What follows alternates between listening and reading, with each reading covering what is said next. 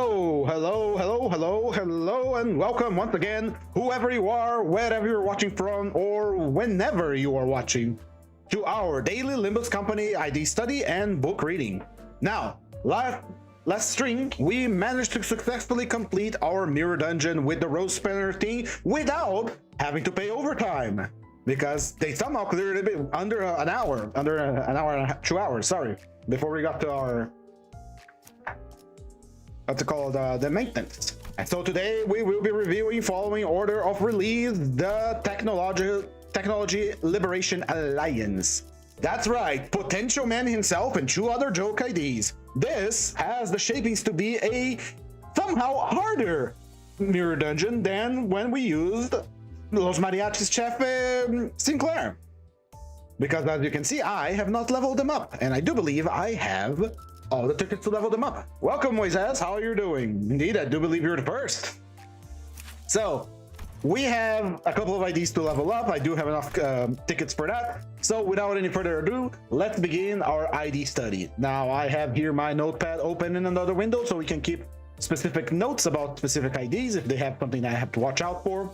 Let's begin with Lobotomy Eagle Red Sheet Sinclair. We always go from weakest to strongest, but whoever is the weakest, whoever is the strongest of this group is up to discussion, honestly.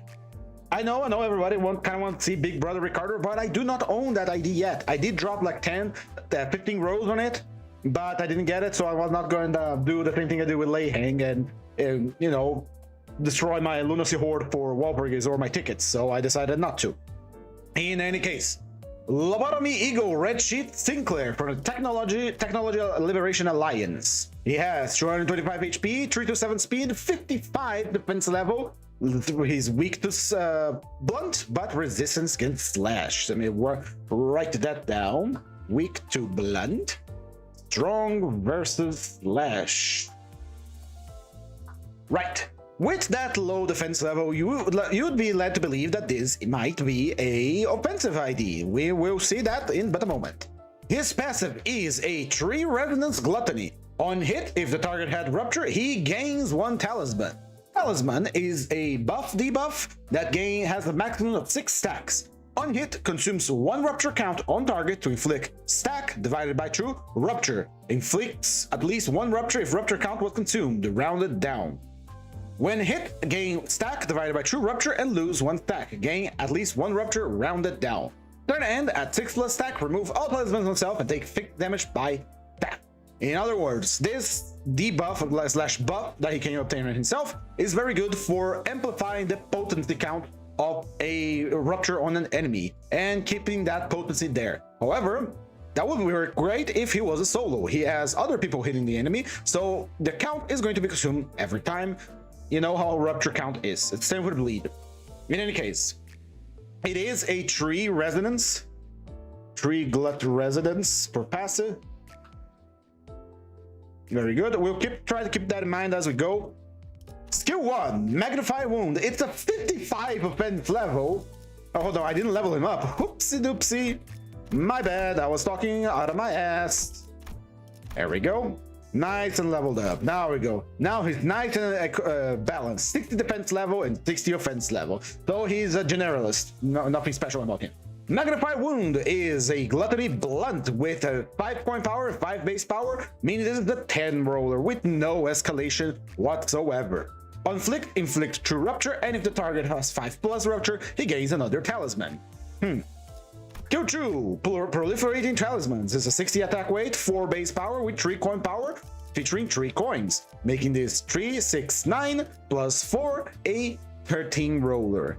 Pathetically low, but this again is a double OID from season 2. Sorry, let me scratch it. On hit, he gains Talisman. If the target has Rupture, he gains another Talisman. He can get up to 6 Talisman by using his skill 2. This is a candidate for replacement of skill. So, replace S1 for S2. Sorry about that. It does not inflict any Rupture, but when we hit something that has, we have Rupture, we inflict Rupture on the target. So, skill 2 is very good for magnifying the wound, unlike the first skill here. because if the target has rupture and we hit them, when we have talisman, we increase the rupture potency by talisman divided by 2.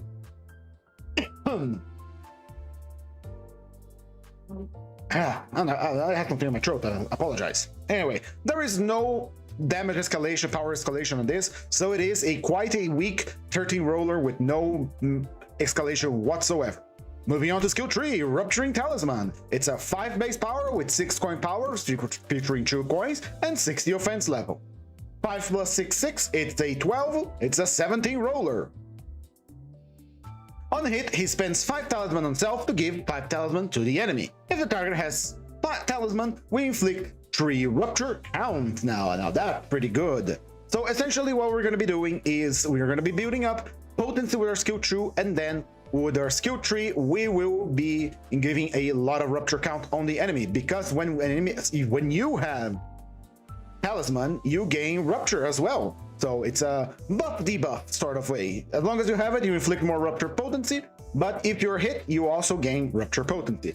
So once again, reinforcing the fact that we want to have our skill 1 replaced by skill 2. The only problem with that is that the only thing on his kit, completely discrediting talisman, that inflicts rupture is his skill 1. But since we are going for the mirror dungeon, we don't have to worry about the application of rupture, because we will have gifts for that. So at least in the case of the mirror dungeon, we will be replacing his skill 1 with skills 2, and then keeping skill 3 here to convert our talismans into enemy talisman and then inflict rupture count. Very good. And finally, his defense is 8 base power with 8 coin power, 16 with a 61 defense level. On use, he gains a single talisman. Well, nothing too crazy here. I didn't see he has sins of gluttony, pride, and lust. Let me write that down. Glut, pride, lust for Sinclair. Let's check if he has any eagles that he can fuel by himself, because having an eagle that a unit can fuel by himself makes it very good, so he can spam that eagle. Let's start from weakest to strongest. Hexnail requires lust, requires pride, and requires envy. Ooh, just short of envy, but we can take it. We can take it for now. Let's see. Lifetimes 2 requires wrath that we do not generate by this unit alone, and Impending Day requires wrath as well. Of course, we have to consider the other units that we're going to be bringing, so I guess we best save the eagle selection for after we have reviewed the other 2 IDs, so we can see which eagles we can fuel with our units here. Moving on to Sloshing Ishmael. Look how happy she is. Let me level her up so her stats are up to speed. Here we go. Come on, connect. Taking a while, give it a moment. Oh yes, and since today we are going to be finishing the book, we will not be counting how many combat nodes we clear. This time we're just gonna clear the dungeon. Once we finish the dungeon, if you're down for some light reading with me, we will be finishing the book, This Stranger. There's only a few pages left. In any case, Sloshing Ishmael. Oh boy, this one is one of those meme IDs. Despite featuring Rodion as a cameo on her uptie, we never got Talisman Rodion, which is interesting. In any case, she is weak to pierce, but strong versus slash. Let me write that down so I don't forget. Pierce, strong versus slash. She possesses the sins of Rodion. No, that's not Rodion. Why am I thinking of Rodion? This is Ishmael. I am receiving a phone call. Wanna bet that is a scam call? Hello? Hello? I knew it. It was a scam call. How lovely. Why else would I get a phone call? Why? I pay for an internet plan for my phone so I can receive scam calls. Either from people maliciously trying to scam me, or my very own service provider trying to sell me more stuff, despite the fact that I'm already paying for a service. In any case, she possesses the sin of gloom, the sin of wrath. I would also be wrathful if I had to wear that suit. And finally, gluttony. She has 276 HP, 2 to 7 speed, 65 defense level, which is not bad at all. Her passive is Filling Fluid, a tree-owned gloom, resonant tree-owned gloom. If this unit fails to deal HP damage using attack skill in a turn, gain shield equal to 10% max HP turn, maximum of 30. So if she fails to actually hit someone, which I believe she will do doing that a lot, she gets a nice little shield. I got my middle hit clip in 20 pulls. First 0 ID for hit clip for me. Congratulations! I will not try to pull him anymore. I did my toss some tickets his way, didn't get it. I will save it for next week where I can get him and the new Eagle, guaranteed. In anyway, skill 1, it's heavy. It's a 10 roller with a 59 offense level, so it's already below average with no escalation. It gains aggro on self, so it can be used to attract attention to her in focus encounters. On a clash lose, she inflicts True Tremor and True Rupture. That's kind of rare. On hit, she inflicts 1 Tremor count and 1 Tremor. It's a single coin skill, so nothing really that great. But that clash lose is interesting. True Tremor and True Rupture. No counts here, but still. Tame, it's a very weak skill. Skill 2, it's Churning. It's a 5/4/4. Base power 5, 4 coin power with 2 coins. 59 offense level, making this a 5, 9, 13 roller. Well below what we understand for now as the average for skill 2s. It on use against aggro, on clash lose again we inflict Tremor and Rupture, and on hit inflicts Tremor. It almost seems like she's made to get beaten the hell up. Interesting. In any case, skill 3, Corrosive Splash. It's a 6 plus 16, 6 base power, 16 coin power with a 59 offense level. Making this a 22 roller, which is not bad at all, but it is a single coin skill. Gains aggro on use, and on clash lose she inflicts Tremor and Rupture, and on hit she triggers Tremor Burst, and after triggering Tremor Burst, reduce Tremor count by 4 and inflict 5 Rupture. So remember those Tremor counts you were counting on? Well, they're gone now because she decided to hit them. I don't see... She's made to lose clashes. She is literally made to lose clashes. Much like how the Fairy Gentleman is about predation of their own kind, and how the other Fairy Eagle that we saw from N-Corp also has the mechanic of like just existing for Google to shoot them. This is pretty bad. It's not just a meme. This is pretty damn bad. She's not going to be winning any clashes, but if she loses clashes, that's fine. And she fails to deal damage, she does get a shield, so I suppose there is that. She is there to take up slot, so she's going to be the third one deployed, honestly. And finally, here defense skill is a 15 base power with a 5 coin power with 65 defense level as well, gaining aggro. Well, there is really not much to say about her, honestly. She is a meme, a deserved meme, because she is quite bad. In any case, let's move on to the meaty potatoes of our team, Potential Man himself. Now, I will get the Potential Man in but a moment, as I'm gonna go get myself a cup of coffee. Be right back.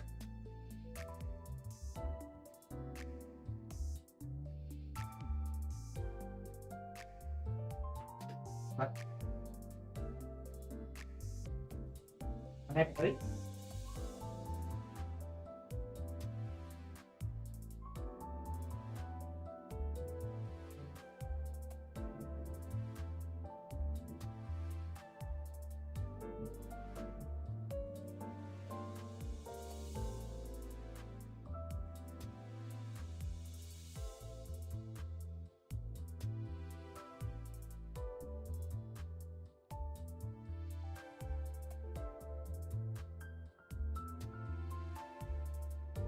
Just a second more.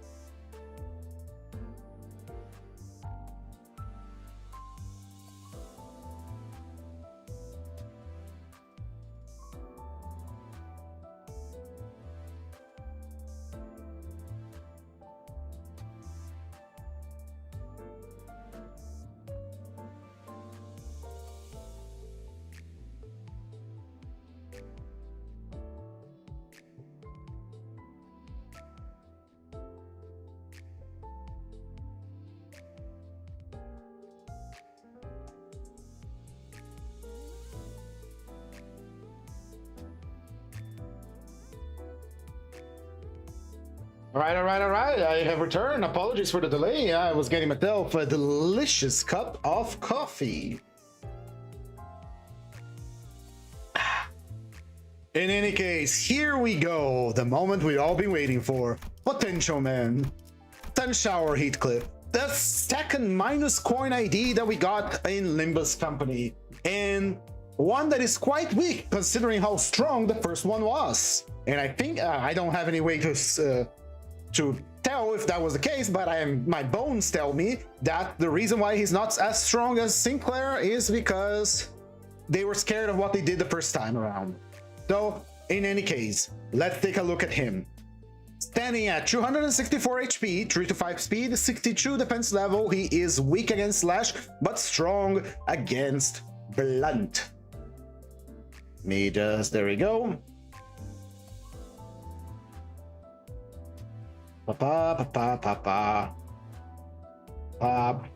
Making my little notes here, 1 second. So he is weak versus slash, but strong versus blunt.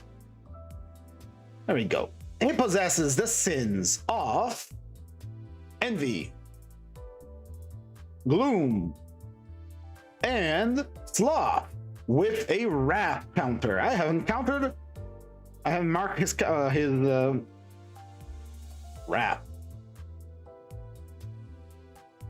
I haven't marked the other IDs in Infinity for the defense skills. My apologies. It's Gloom and Glut. Got it.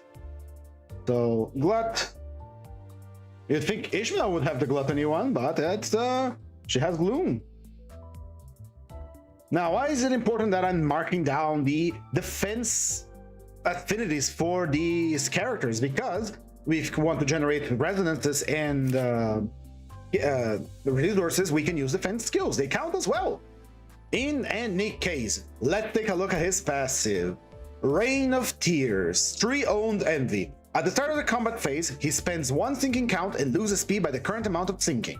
Before being hit by an attack, he gains protection equal to this unit's sinking. Up to 5 protection can be gained per turn. When hit, he gains 1 blunt damage up next turn up to 3. So he can get, through his passive, up to 30% extra damage and up to 50% damage reduction, assuming he has thinking. How can you make Potential Men work? Oh, that's what we're gonna try to figure it out, aren't we? There's 2 ways that I can see here. First, there are certain ego gifts that reduce your sanity when you use a negative coin ID, such as Rags. I have used those on, what's his name, Erking. Other is that whenever he's high on sanity, we will use egos to forcibly bring his sanity down so that he can keep clashing and doing the most of his damage. Because lest we forget, negative coin IDs always roll their maximum value first, and then per heads coin rolled, they decrease the power. So let's take a look here. Umbrella Twack has a 6 base power with a -2 coin power with 3 coins and 62 attack offense level. What does that mean? It means once we start clashing, he has 6 power, and then for every coin that rolled a 2, he loses true power. That means this skill can and most likely will roll zeros if he is on high sanity. That's right, we have an ID that can roll a 0 power attack on his skill 1. Not only that, on use he gains sinking count. On a clash lose, he also gains sinking. He on hit inflicts sinking, and then he inflicts sinking count on a tail hit. Now those 2 sinking count is pretty good, but the problem is he's trying to clash with a 6 power skill. This is absolutely and completely worthless. Most skill 1s are always rolling around the areas of 10, 11, 12, as we have seen before from other IDs. This one is rolling half than that, because this was made to lose clashes. This here doesn't matter. You're not going to be using this. You're only going to be using this if you have like a one-sided attack, right? This here is what matters. You gain sinking count and you gain sinking. By losing a clash with this, you gain a sinking count and gain 3 sinking, and if you have your passive activated, he gains protection.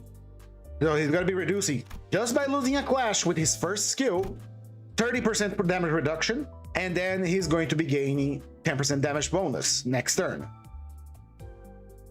Indeed, if he rolls all heads, he has 0 power on his skill 1.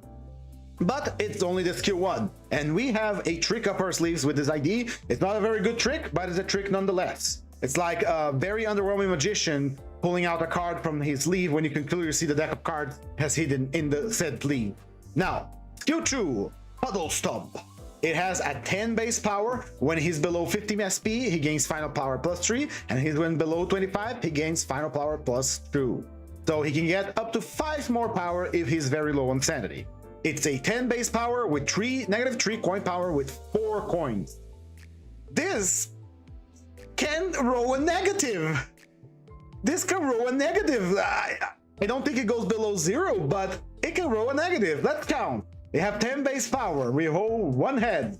That's now a 7. Roll another head. That's now a 4. Roll another head. That's now a 1. And now it's a -2 on the second skill. Very nice indeed. In any case,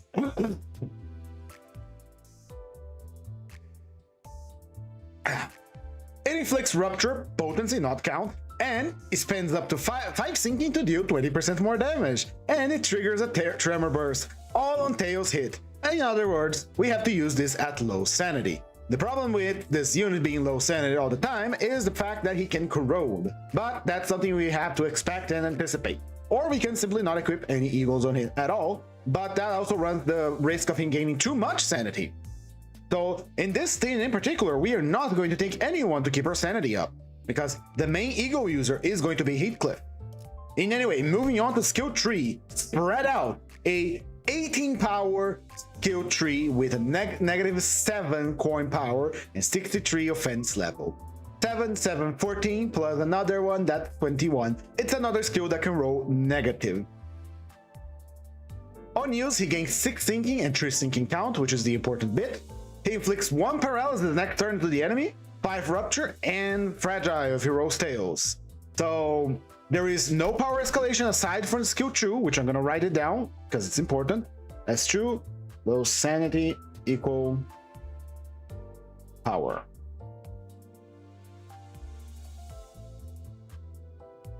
Got it.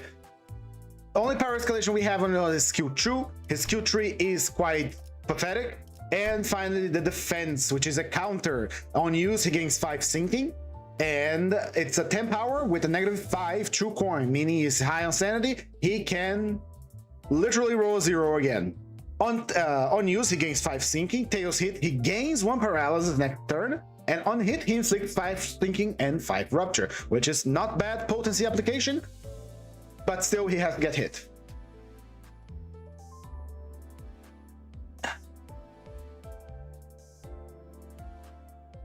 But Moises, you forget, he also has ways to lose sanity. He gains self-sinking. Now, the crux of this ID, it's not a very good crux, like I said, it's not a very good trick, is the following. When he gets hit, he consumes a sinking count on self and loses SP by the sinking he had. It essentially activates, at the start of the combat phase, he automatically triggers sinking on self. So if he has sinking, he loses SP at the start of the round. When he is about to get hit by an attack, he will gain protection equal to the sinking he currently has, up to 5. And when he gets hit, he gains a 10% damage bonus on the next turn. Is this good? No.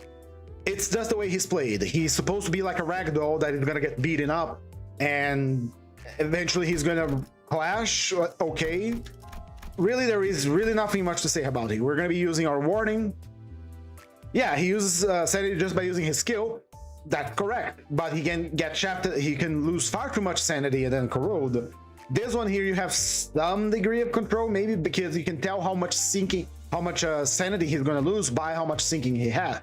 And every skill he uses, except for skill 2, he consumes, he gains sinking on self. See? And with his passive activated, as soon as the combat starts, he immediately loses SP and consumes a bit of sinking. That's the way he's supposed to be played. His skill 3 of his is not the strongest skill, surprisingly. That would be Puddle Stomp.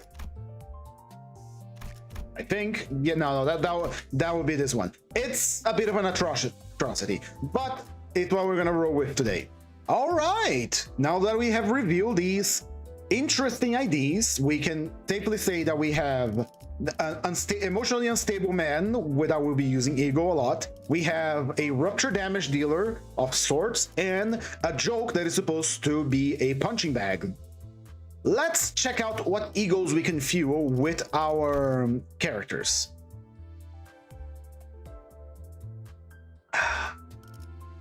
Starting with tap level, we have AD, Fell Bullet, and Moving Rag. Fell Bullet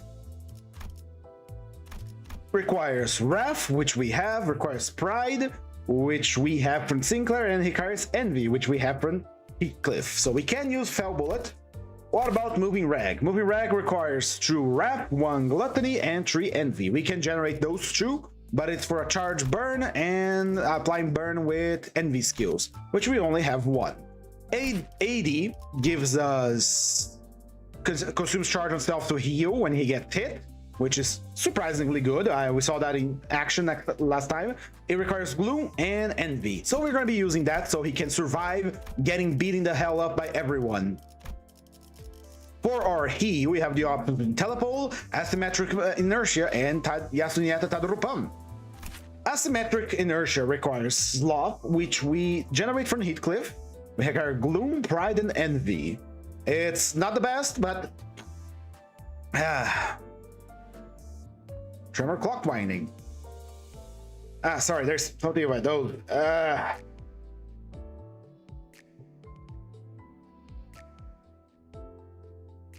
I think I got some dust in it.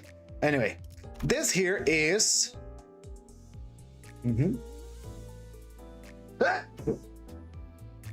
Jesus. Well, allergic to bad IDs, I suppose. This one here is very interesting because it's for Tremor, and we do have 2 Tremor units, sort of. We do inflict Tremor with our attacks, I believe. Hold on.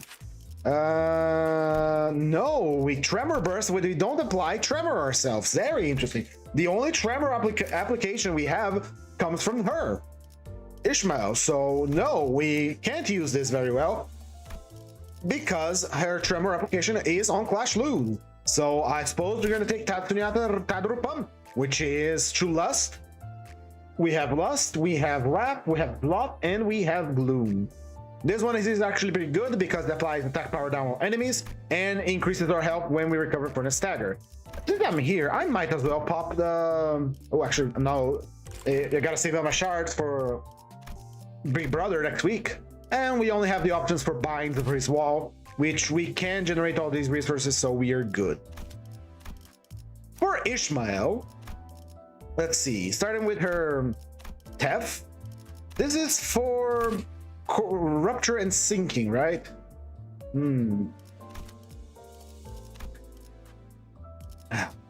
We could take Capote, which is True Lust, True Wrath, and 1 Gloom on Sloth, and gives more damage for Wrath skills, and she has a Wrath skill, which has skill 2, which is surprising.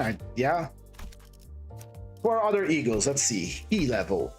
We have Wing Beat for healing, and it fits the fairy team, so I guess I'm gonna be using that. And for her WoW, I don't think she has a WoW, does she? Hold on, WoW. She has Blind Obsession, so take it. Remember, we can compensate for the weaknesses of an ID with Ego. We're gonna be taking Cavernous Whale because we know that shit is good. I'm gonna be taking Lantern, his only WoW, and for his tab, we are going to be taking Lifetimes 2 maybe, or Hexnail. Hexnail I think fits better. We could take Harmony for a nice AoE attack, but let's see here, True Wrath, True Lust, 1 Sloth, or 1 Pride, and 1 Envy. We can actually generate these resources.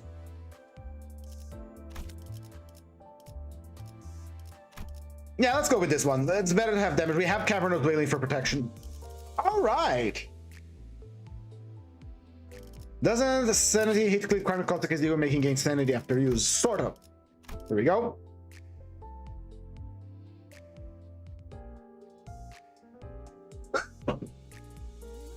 God damn it. I think I got an allergy or something. I don't have any medicine for allergies, so we're gonna have to contend with my sneezing constantly. Hold on. Do I have something to clean? I do have a rag here. Yeah, better than nothing.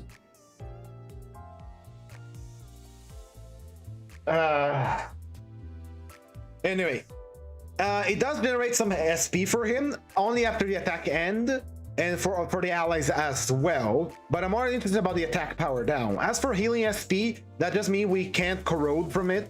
It's pretty good. We're about to finish Merso's book at the end of the day. Also, hello. Today we're gonna finish Merso's book. Anyway, this is our guys. So we have a rupture applicator, tremor rupture, and a stinking rupture. Yeah. So we're mostly a rupture team. Tremor is our secondary stats, and so is thinking. Because we don't have a full team, we cannot get our tier 4 gift, unfortunately. And we don't need sanity healing here. So let's see what we can do.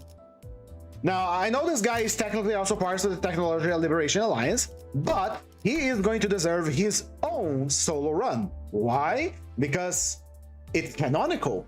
He, Spicebush Dombay only gets like that after all her friends are dead. We are going to be taking Butterfly, I believe. Butterfly is no, Butterfly is sanity heal and damage. This is for self-tremor, right? I pick defense level down. On with the lowest max HP. What is our with the lowest max HP? I think that would be Sinclair with 238, right? That is Sinclair, yeah, so that can be used.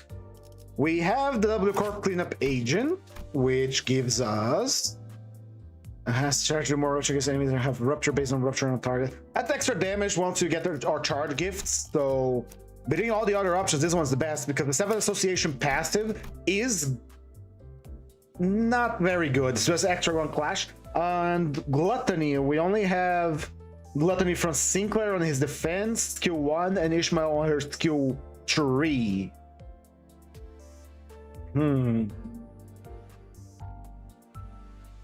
It's possible to get a resonance going pretty quickly, so that's an extra clash power.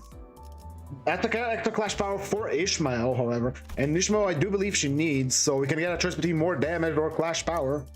Let's go with clash power. We're gonna need the clash power anyway. For Faust for rupture support, we have the 7 Association one.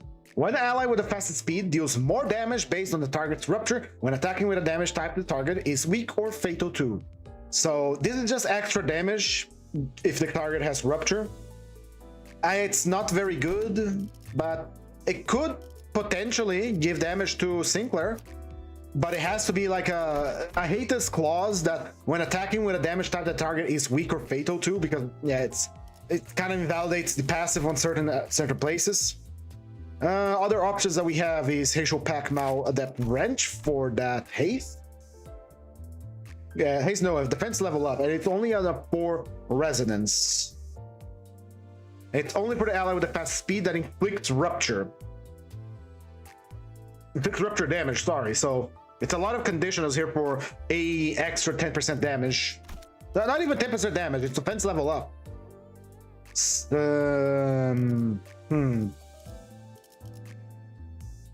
Yeah, let's go with Faust, I guess. There's not a lot of good options here. Obviously, we're going to be taking Hazel Pack Way Branch Dawn for that beautiful and delicious defense level down. If the enemy has rupture count or sinking, which is very good, and we can generate those in. For Ryoshu, we can leave her base form here for the extra damage and extra... Well, for the extra damage, honestly, that would make Sinclair hit a little harder. We do have the Hazel Pack Mao branch for more speed. We have 7 Association Ryoshu for lowest max inflicts +1 rupture. Oh, that's actually better. Since we're focusing on rupture, this is more rupture for a rupture. But 30% more damage or more rupture. This is only activated on a resonance, however. Dexter 20 Euro Div has support for Tremor, but it's for self-tremor, so not very good for us. Merso Rupture. He has Dead Rabbits. That's about it. The Rabbits is ally with a fast speed. Target the enemy with 3+ rupture, inflicts offense level down. Rose Spinner Workshop is Gloom Resonance, lowers the flash. Fastest ally lowers the clash power opponents with tremor by 1. Gloom. How's our Gloom Resonance? We have Ishmael with a skill 1 and Heathcliff with a skill 2. And we have Ishmael defense skill 2 is Gloom as well. So the option here is reducing a clash or decreasing the offense level, which kind of does the same thing. So we're going to go with defense level reduction. Defense level, offense level reduction. My apologies. Lowest speed inflicts +1 rupture. Yeah, let's go with the defense level down. Honglu, you already know what it is. There is not much room for variation here. Although, we can get some healing out of Honglu K-Corp, which would be ironic to say the least, because the Technology Liberation Alliance kind of get their shit kicked in by K-Corp, so...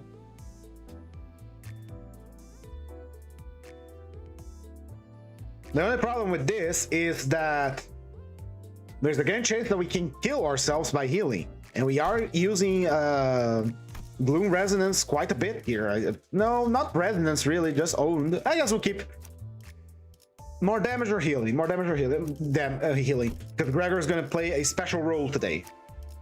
For Rhodia, we do have Lobotomy Ego sharpened with Tears, which, if I recall correctly, is combat start applies to ally with the earliest deployment order at 15% or less, final power to minus coin skills, and more damage, final power to minus coin skills. This is tailor-made for Heathcliff potential mid, so we're gonna take that. As for Otis, we do have the 7 Association Director, which allow the fast speed deals 2% more damage when attacking a target with a damage type that is weak or fatal to. Nah, not very good. Who else can help us? We can always take the ever-dependent G-Corp Head Manager for random buff. Other options is the Hazel Pack Mal Branch, which gives us attack target do 2% more damage, gains 1 haste next turn, once per turn. Or we can take the U-Jack for more protection, I believe. Ally with the lowest HP percentage. Nah. So random buffs, more damage against enemy with low HP, more damage against enemy with low SP, more damage against enemies that are lower than us. I'll take the buffs, honestly, we need buffs. And finally, I said Gregor was gonna play a instrumental role here, and he is. With Edgar Family Heir. Combat start, one ally with the least speed loses 5 speed and gains 1 gloom damage up. Welcome back, Plushy Sang. I see you're still doing your Pokemon routine. Very nice. Alright. This is a hodgepodge of a thing, but let's review real quick. The 7 Association Iseng is providing us with more clash power on the Gluttony Resonance. 7 Association Faust is providing us with additional damage when we hit someone that has Rupture, the fastest ally that is. Hazel Dawn is providing us with defense level downs once we hit an enemy that has Rupture. 7 Association Ryoshu is giving us more Rupture count on our hit. That Rabbit's Merceau is providing us the same thing that Dawn did, but for offense level down. K-Corp Honglu is providing us with a powerful healing, but we have to be very careful when using it because it can lead to unintended death. Lobotomy Ego Rhodia or Kodia is providing Heathcliff a massive buff.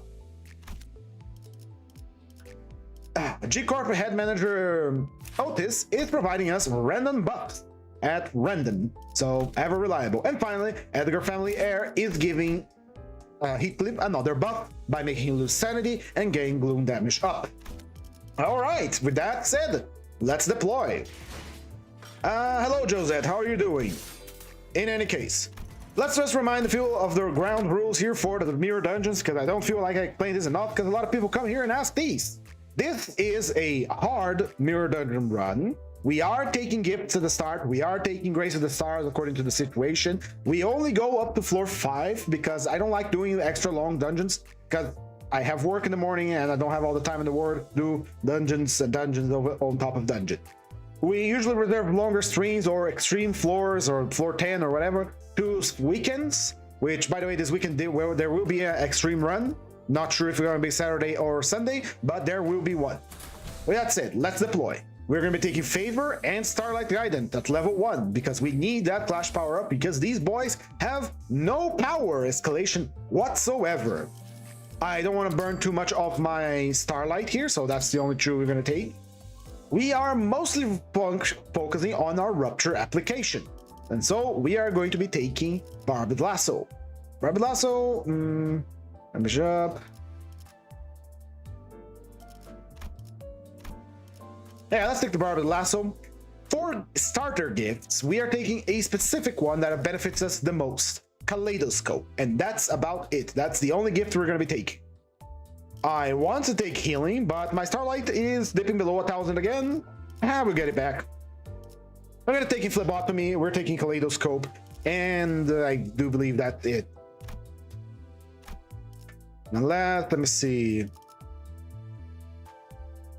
We could take the Jolly Plushie. Yeah, we can take the Jolly Plushie. The Jolly Plushie is a little powerful, I think, so maybe not. It does feel kind of cheaty to take Kaleidoscope right off the bat, but we can do it, so we're gonna take it. We're gonna take the Ted Plushie, fuck it.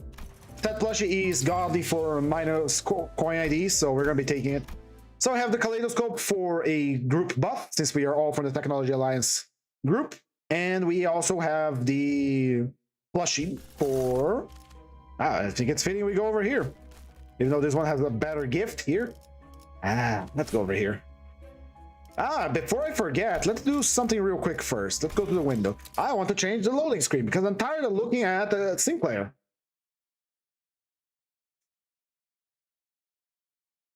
I did my hard mirror dungeon and I beat Cassetti's ass with a bleeding. That's not so difficult. Cassetti only gets a buff when the enemy has bleed, not when he has bleed.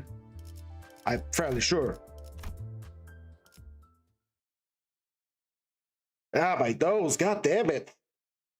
I just took a bath too.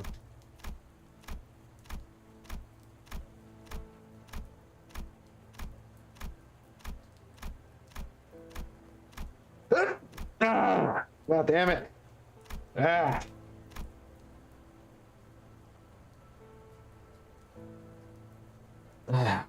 That boy is sad. Alright, look at the fox. Where did that fox appear? Is that a fox or a cat? I guess a cat.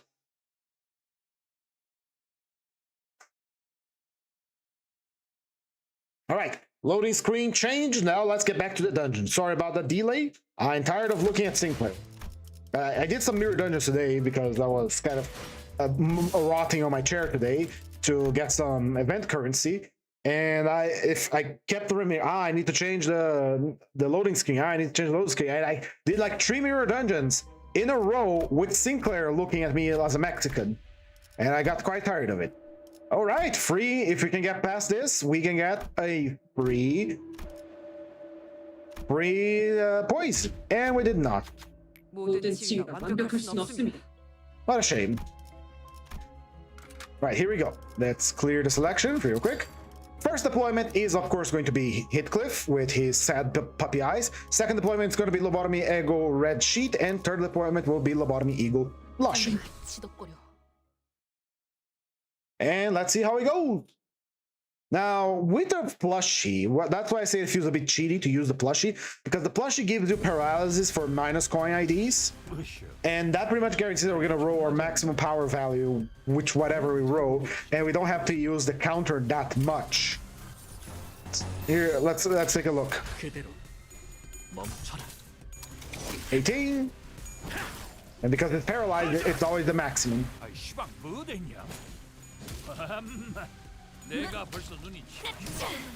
We lower my volume here. There we go.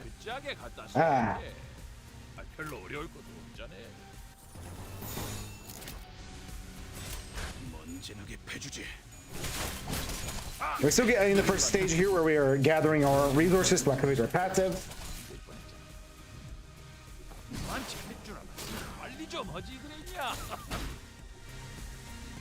One thing about Potential Man is that one thing about this entire team, with the exception of Sinclair, is that we're supposed to be getting hit a lot, you know, rather than hitting a lot. We hit them so that they get debuff, well, status ailments, but it doesn't really work that well with the way the combat is put in this game, honestly.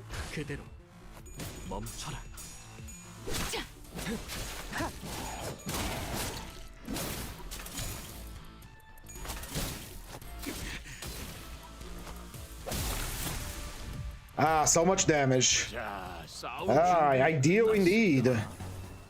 무엇을 그렇게 깝깝하게 쳐다만 보고 있고 그런다냐? 진흙에 패주지.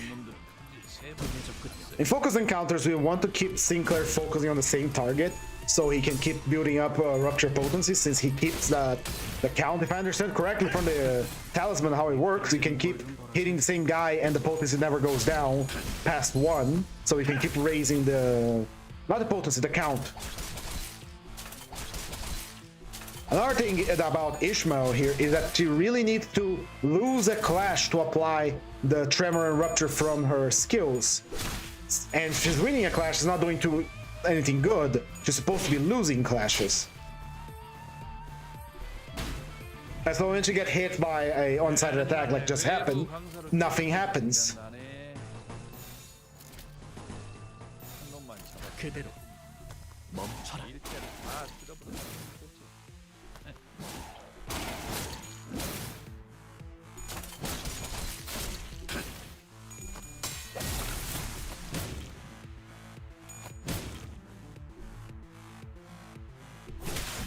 Lap. Corrosive splash.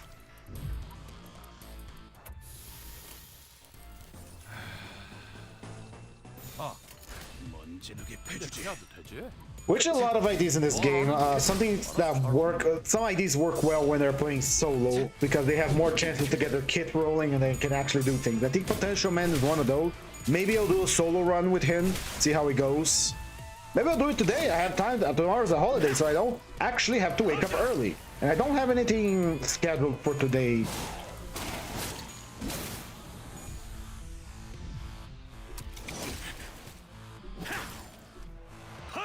Ah, 0 damage. This is the first encounter. We are taking this long. Lovely. He has enough sanity to pop a few, pop a ego.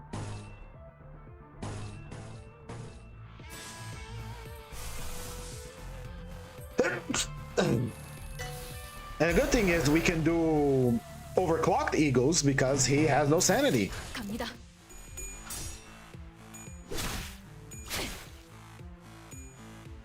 I'm gonna blow my nose. Give me a second. I'm gonna hide no webcam.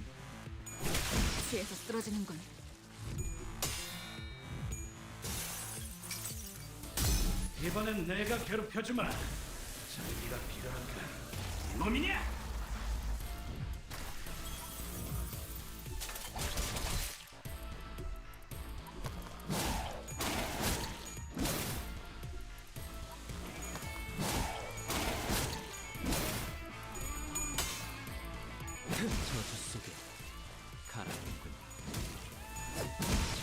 Sorry about that. I felt something solid dislodge from the inside of my nose. So maybe there was a piece of phone or some accumulation of dust that is crawled beneath his knees like a motherfucker. Alright, now that's what I like to see. No sanity on that boy. Not a single good thought in his mind. He's about to corrode.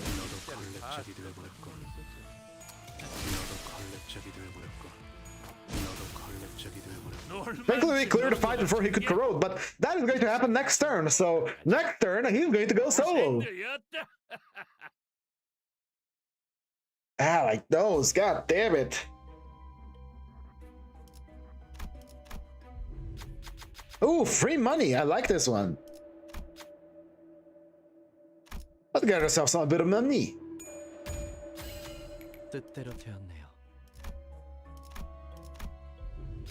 Free level ups. I like that too.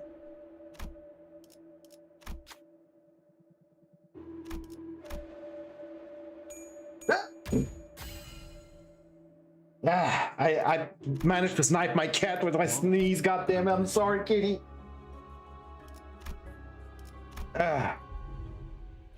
Right. He was weak against slash, strong against blunt. I guess he can take the next one by himself. I think. Right, there is a particular gift I want as well, which is a Pierce gift that I have never used properly in any of my runs, but we'll have to find it first. Which is the Torn Hems, which apparently is for the Technology Liberation Alliance, and I never knew that. Right, Seedcliff is about to corrode, so he's gonna go on that one alone. 먹여주지. Excellent encounters lineup. Yep. The problem with those is that we don't get any money out of it. All right, explode. 싸울 준비는 끝났을까? 무엇을 그렇게 깝깝하게 쳐다만 보고 있고 그런다냐? 저런 놈들은 품질 세 번이나 다 쓸겠구만. We decided not to pay the Rose Tanner Workshop today. They said, you know what, we can do it on our own. No need for you guys. So, contract's due over. We're just gonna kill you and get your stuff.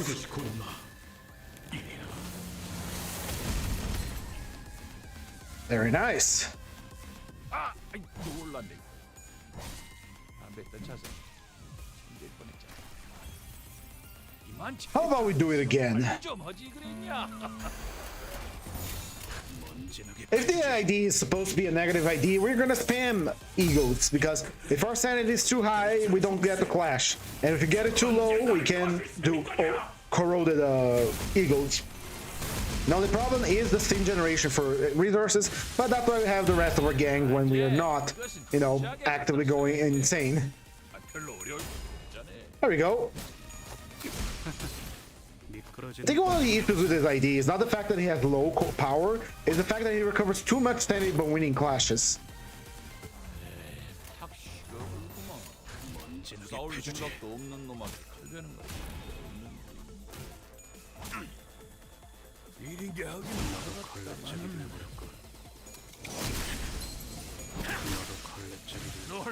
And that one just exploded. Very nice, very good. 고생들이었다. We're gonna do this anytime we have a chance to. If he's going to go insane in the next round, we're just gonna send him alone. All right, we're gonna get Talisman Bundle because we are a Rupture team, and extra free poise is free poise. So how am I going to turn that down? Next one. There's Carmilla again. I like Carmilla. Let's give it a refresh. Tomato Factory will give us power up. Carmilla's here again.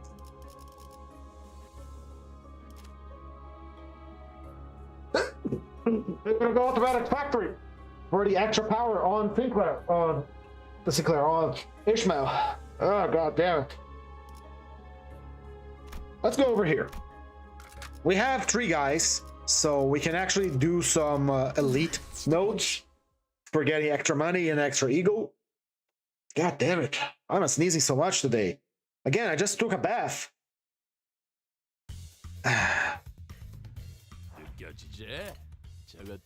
All right, how merciful of them. They're just there's 2 of them are using defense skills. That means we can freely clash with something else. Huh. Well, not freely because no one's targeting her. So whatever. Very nice. Because we have Edgar family heir constantly lowering our sanity, we actually have some way to keep our sanity down without getting hit by thinking. The Jolly Plushie is also maintaining our max power, at least for the first 3 coin tosses, which is very nice. And Kodia is also increasing the power of his attacks as long as he's below 25 sanity. So the best skill usage for our potential man really is Bloom, because that's being fortified to hell and back.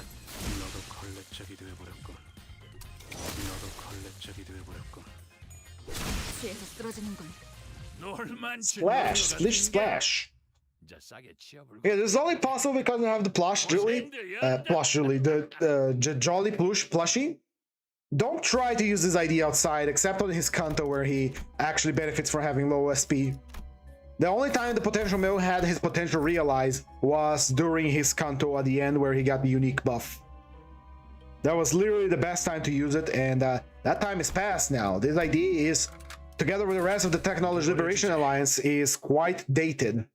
Welcome back, Carmen. How are you doing?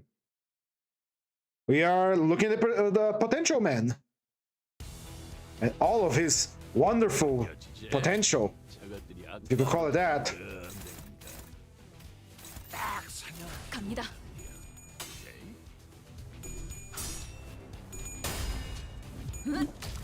Ah, my nose. Other news is that I'm sneezing a lot. I don't know why. I already blew my nose several times. Might as well do it again. See if something escapes. 1 second. I'm not gonna let you guys watch me blow my nose on stream.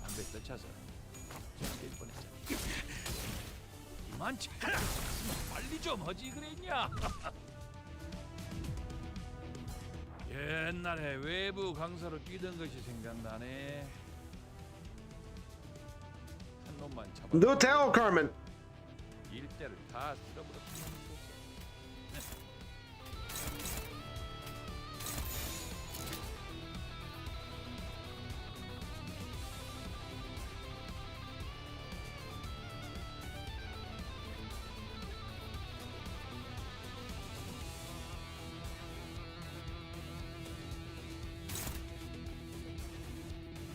Sorry. Something keeping this lodging inside of my nose. I don't know what it is. It's something physical. I think there's like a piece of foam because my pillow has like a tear on it and some pieces of foam are falling out. And I think one of them got inside my nose and now my body is reacting violently to it. 그것은 그쪽에 갖다 써야지. 별로 어려울 것도 없잖아. 옛날에 외부 강사로 뛰던. Alright, let me test my theory here. How many talismans you got? You got 5. No, that guy's gonna die anyway. There's no way to test my theory here. The theory is that I want to see if he will keep the count locked at 1 despite everything. I was in solo base Rhodia. She forced her to 5-4 to come through shop. Tally, don't care. Rhodia gave me true shop. Interesting. Very nice. We're gonna be doing an extreme dungeon this weekend with Wild Hunt, probably a Wild Hunt solo. Wild Hunt solo specifically for an achievement. Atlas portrait. Sure. OG5K, just looking at these things, give me an honor as well. Welcome to Season 2 Technology Liberation Alliance. They kinda suck. But with the magic of the mirror dungeon, we can make them work. The right gifts, they can make it work. They're not good by any stretch of the imagination, but with the right gifts, everything works. And he's already at positive sanity again. Hopefully that would change. Let's go, Frogger.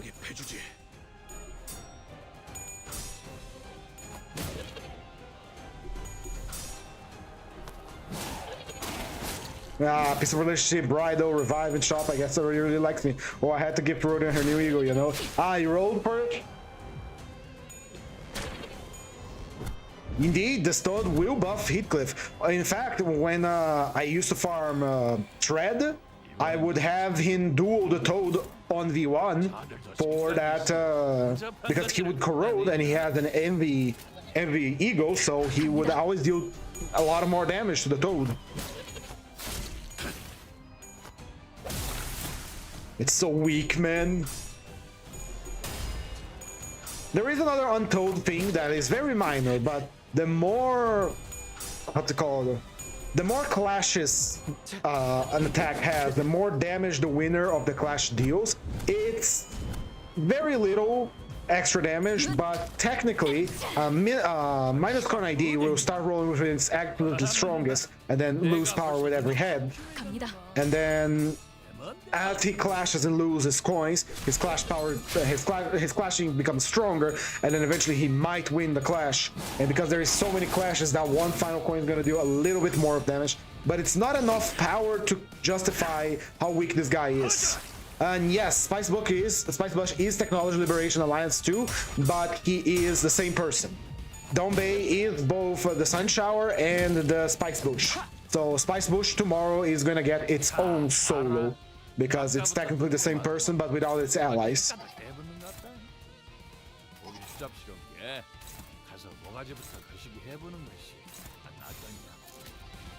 Hold on, I need to test my theory.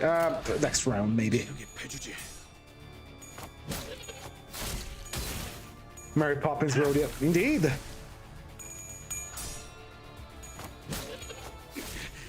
They were really afraid of having their Wondershall Grip Sinclair with this, so they made it so weak.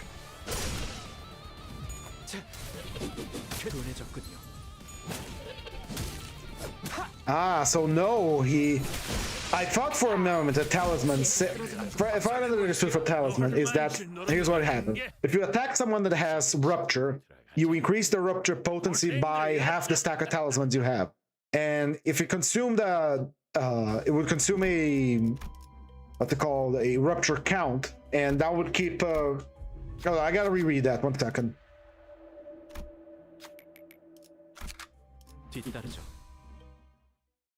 As my nose stopped, decided to kill me. Ugh. There is something stuck inside of my nose. I know that for sure. So, hello, plushie. Anyway, hold on. Talisman. On hit, consume 1 rupture count on target to inflict stack divided by true rupture. Inflict at least 1 rupture if rupture count was consumed, rounded down. When hit, gain stack divided by true rupture and lose 1 stack. So he doesn't keep the rupture count. He just increases rupture by consuming an additional level of rupture count. This ID blows, brother. I gotta blow my nose again, but 한방 먹혔지?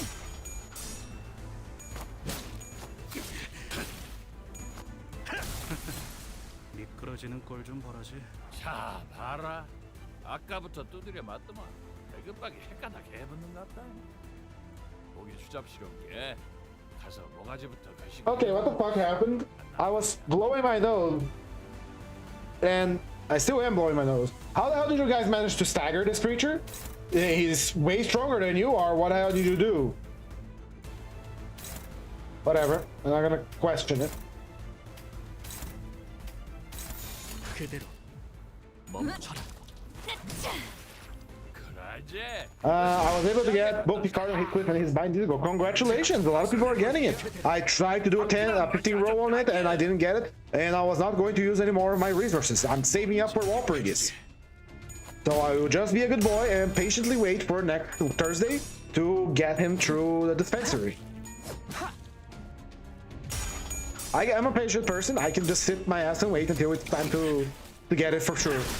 And then I'll do a Mirror Dungeon Extreme with the middle, because why the hell not? With the Big Brother helping, the middle is gonna get overpowered. They were already pretty damn strong with Kira Ishmael on the mix.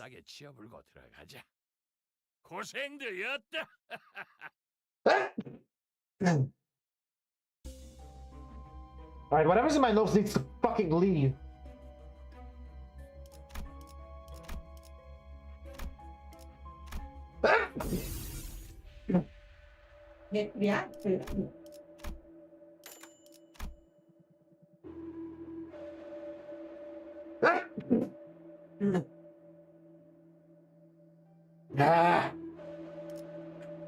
Sorry.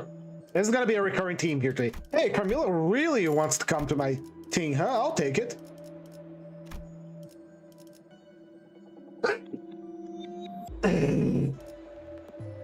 Oh, Cigarette Holder, that's also pretty good. Bloody Gadget. Very blessed. Very nice. Alright, I like this. I like this a lot. This is, I don't have a cold or anything. This is something inside my nose, or I have an allergy of some sort. Right, I want to try and get the tier 1.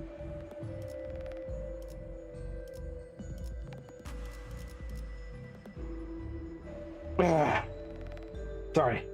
Again, recurring theme of the stream is I'm gonna be sneezing because apparently I'm allergic to shitty IDs.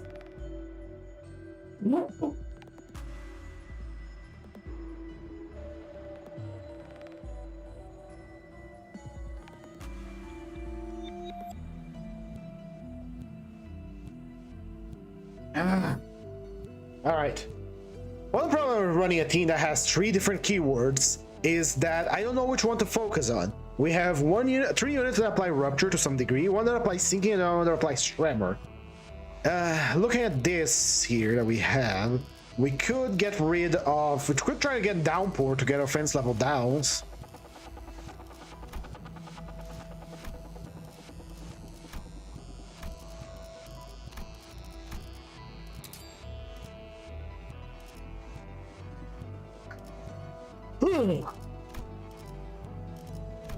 We need another level 2 gift for the mix. Yeah, not gonna work. All right, let's try to get the level 1 charge gifts that I like. Our focus is Rupture, so I'm gonna sacrifice these. Easy peasy. And we got UPS system. Great. Now we need the curriculum vitae and the grippers. Let's enhance this one. Now, I already tell you all that my favorite combo for the Mirror Dungeon is 3 tier 1 charge gifts, which is UPS system, wrist gauntlets, wrist guards, and the curriculum vitae, because they all synergize with each other, because UPS generates charge for your team even if they don't self-generate. The wrist guard gives you a damage up, and the curriculum vitae gives you haste and power up for units with gloom. It's very good. Yeah, Hit Cardo probably gave us everyone like, hey, it's time to row, it's time to row.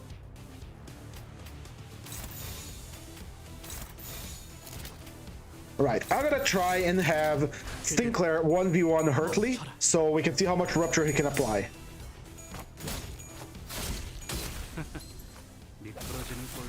아, 놀랐네. 그대로. 그것은 Sinclair can only apply Rupture with his skill 1 and with Talisman buff, debuff.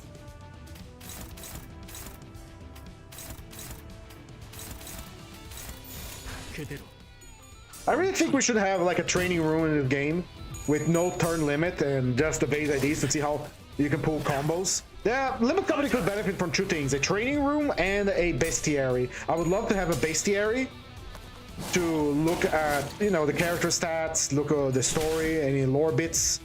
They really should give us to us. I have to write up that email I said I was gonna write.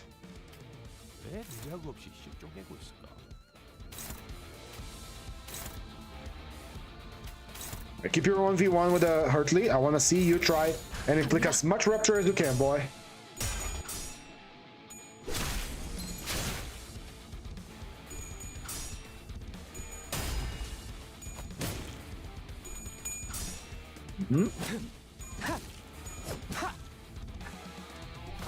Like Dante's Note 2.0. Dante's Note is for lore only. I'm talking about a literal bestiary. Open up a little tab, look at enemies that we have fought before. You get to look their stats, you get to look their skills, you get to look their labor tech, because they have, every unit has like an observation log right here, you know? And we can only see these either through a website or by fighting the creature again. We don't get an option to see these information outside of the Mirror Dungeon in-game.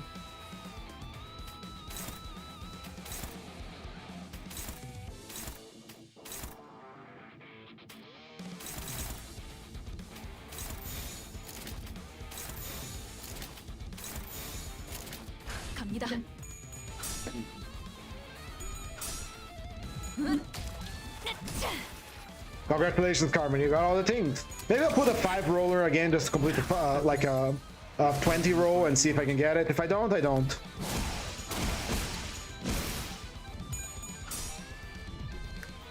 Punishment.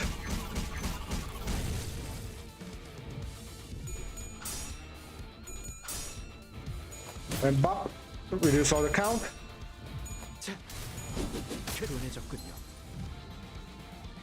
I started to understand what people say about the IDs not inflicting enough Rupture count, because Rupture is pure damage, so it's difficult to balance that. But especially for these IDs, especially for the older IDs now that I am seeing, it's very difficult to achieve any of their conditionals, because they all have garbage count application for Rupture. Sure, this could be remedied by using other IDs that can inflict a Rupture count, but by them alone, and I like to play them, like I said many times, I like to close a thematic team rather than have like min-max, these guys are good at count application, these guys are good at this, because I don't think it's fun. So if they have like a keyword in common like Technology Liberation Alliance, I want to run them together, and I believe they should work together. But it's just a mishmash of things, and I guess it fits because the Technology Liberation Alliance was also a mishmash of things. Their gear was literally salvaged stuff from LobCorp. That's ring rate at this point. Now, if talismans worked how I thought they worked, they would be pretty damn good. But they don't. Here's what happens. When you have talisman on Sinclair and he hits someone that has rupture, you consume another rupture count to inflict more rupture potency on the target. So per hit of talisman Sinclair, you are eating 2 rupture counts for a very shitty effect. Because you're only applying an extra 3 rupture potency with talismans.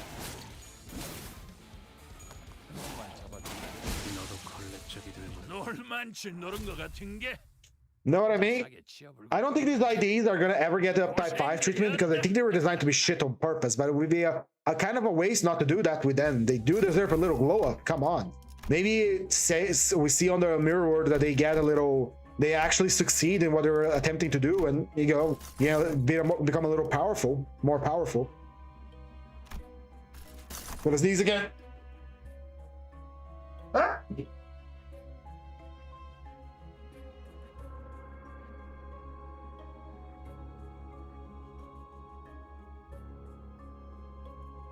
Oh, god damn it.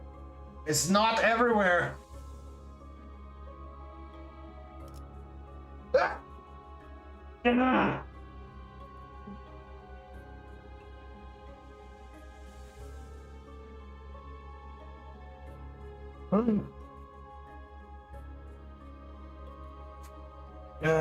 Okay. Alright, let's go. Treasure's Lot has the Ragged Umbrella, which is pretty good. Let's go get it. Right, here's an idea. If you ever get up type 5 for IDs, the lore upgrade for them should be something like, this is the ending for this ID, like this is the top power it can get. Say, you know how older games, like fighting games, when you finish the campaign mode for a character, you get a little epilogue with what the character is doing after the championship. Some of them like open up a store, or some of them complete their long life goal or whatever. They could have this for the IDs as well. That would be pretty interesting. He's gonna distort.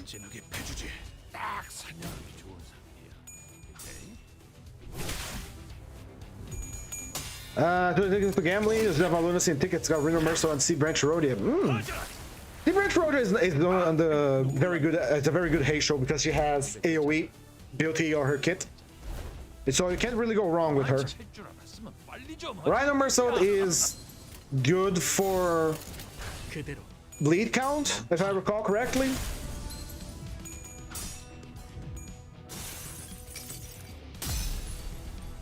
Right, lesson learned. If Heathcliff is at 40 sanity, the next turn he's gonna distort, so you gotta send him solo sometimes.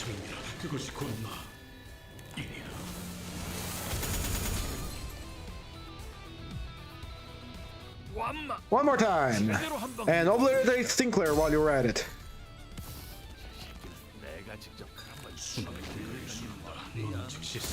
Sinclair is gonna fucking die. Bye, Sinclair.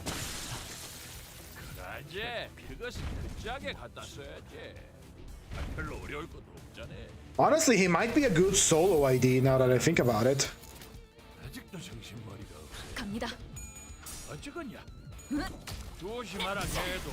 Yeah, now that I think about it, Potential Man might be a good solo ID because he's kind of resistant to damage, he gains self-protection, and he's constantly distorting if you have the right gift. So he's constantly showering the battlefield with AoEs.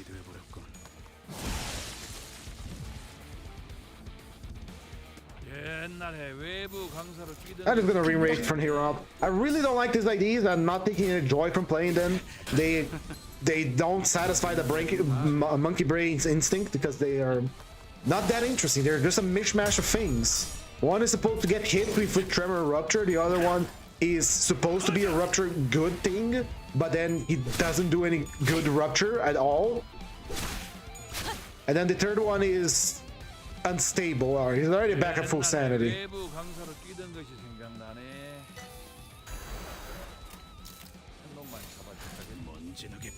I'm just gonna re-rate through that, honestly. I was dreading the time I was gonna play this team because they're not very interesting.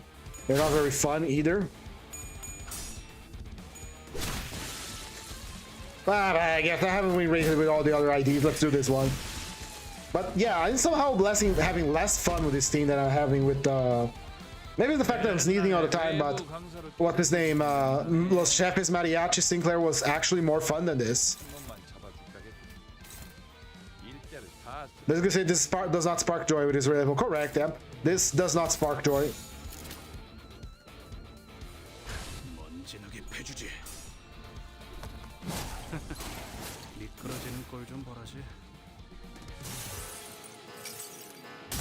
It might be the fact that I'm sneezing all the time.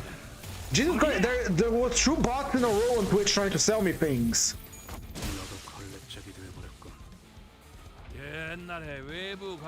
And they're both from the same website. If it weren't for like a few guys that are cool on Twitch that sometimes they show up, I would just terminate my Twitch channel because you only get bots there. Every player gets a gambling addiction no matter what. Speak for yourself, Moises. Speak for yourself. Because I got every idea, I didn't bet on them. The only time I roll for an idea is Walpurgis. Except for the one mistake I did because I really wanted lay hang.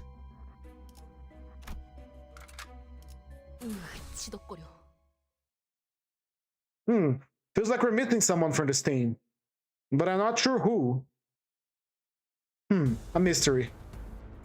Hey Ishmael, it's your dad! 무엇을 그렇게 깝깝하게 쳐다만 보고 있고 그런다냐? 저런 놈들 세 번 진하게 패주지.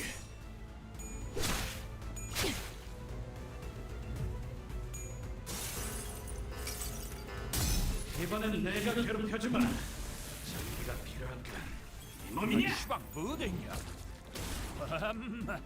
내가 벌써 눈이 침침해졌는가? He's saying in your book when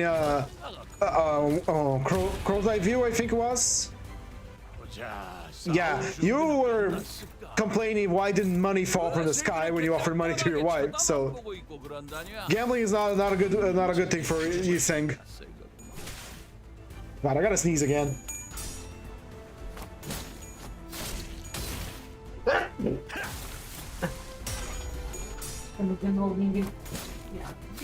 No, my allergy.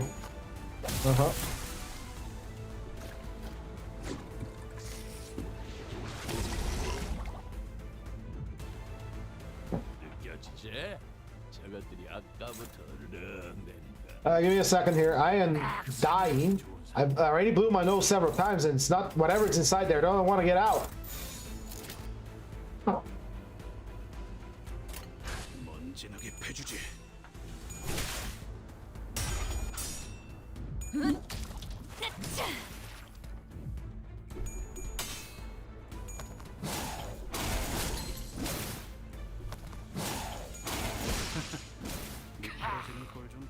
우리를 아주 박살내버렸시야. 화끈한 맛이 아주 딱이야.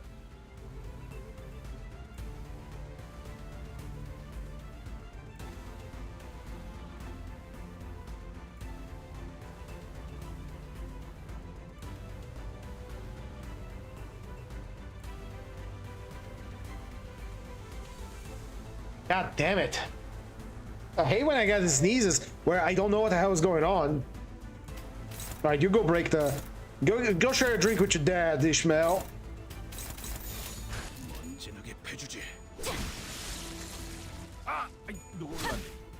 There really should be interactions between Lobotomy, Ego wearing characters when they fight the abnormality on the mirror dungeon. I think that would be cool.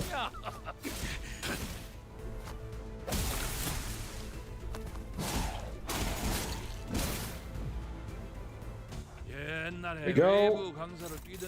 Alright, where is Ishmael? There we go.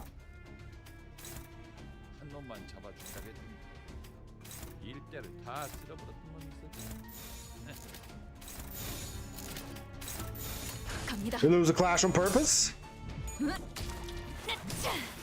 Not on this one. She's drunk as her dad and she's beating in his own game.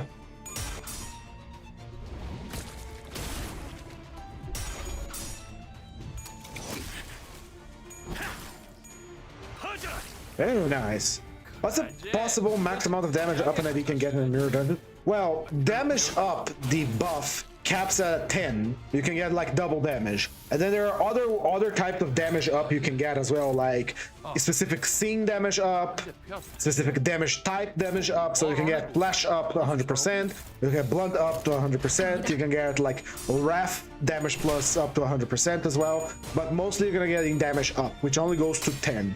So at 10 stacks of damage up, you have double damage essentially.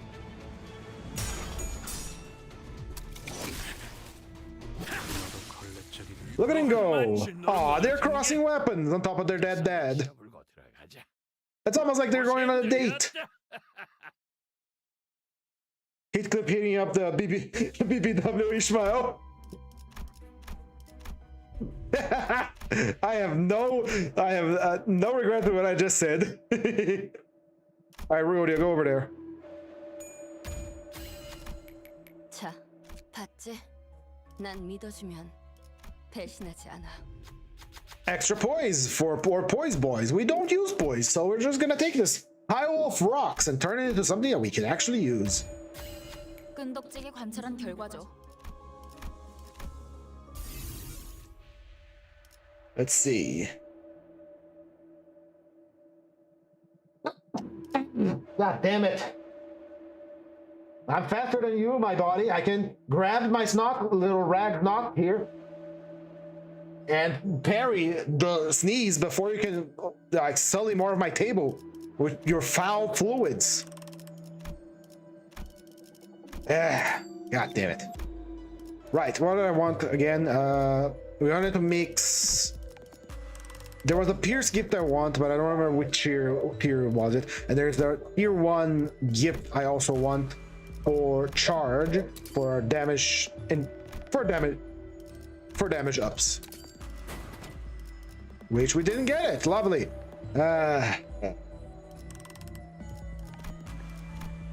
Thank you.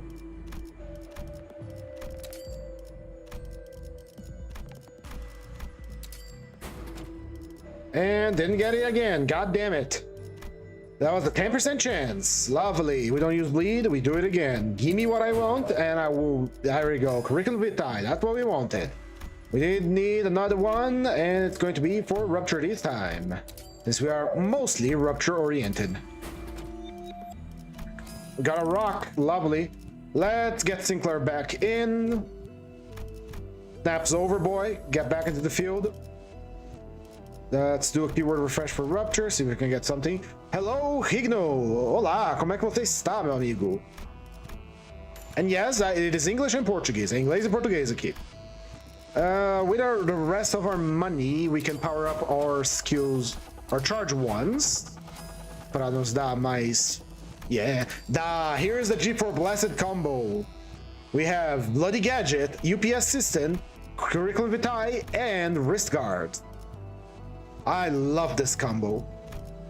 2 damage up, 1 damage up, haste power up, and 1 damage up. And they are not fully upgraded yet.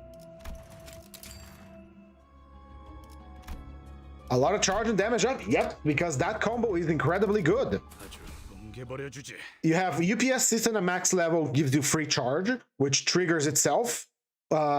Wrist Guards at the maximum level only requires you to have 1 point of charge, which again helps because OPS is going to be there, and Curriculum Vitae just gives us bonus. So all right, what do I do about you? Where is your back? Fluorescence, weak to Pierce and Envy. The whale is here. That's what we're gonna do. We're gonna do Hexnail Blast it. That's good enough.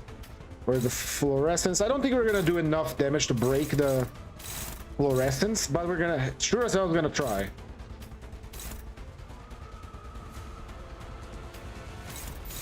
Yeah, our team is strong. We could take a few unsighted attacks. Actually, not that many. I don't Sinclair at least. Oh, those damage types are Pierce and Blunt, right? Sinclair is weak to. He's weak to Blunt. Ooh, that's a problem. Yeah, sure. If he dies, he dies. He'll get revived next stage.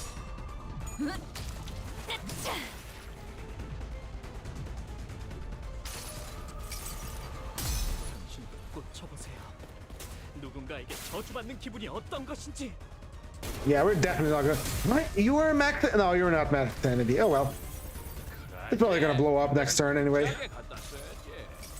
아, 별로 어려울 거 없잖아.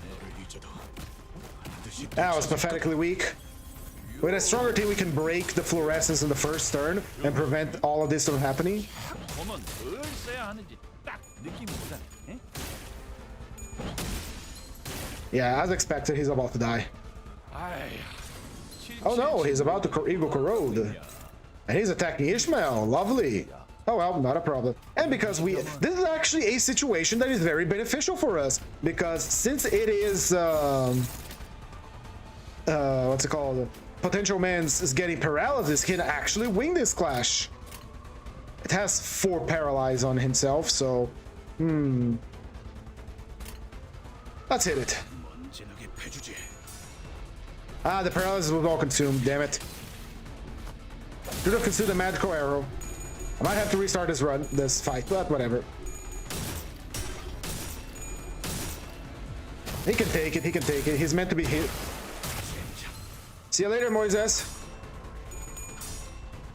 Ah, Ishmael will be fine, she's supposed to get hit anyway.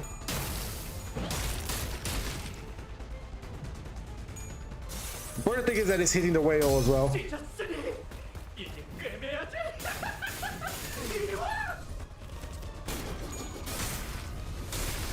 If she dies, she dies. Like I said, I'm not too worried here.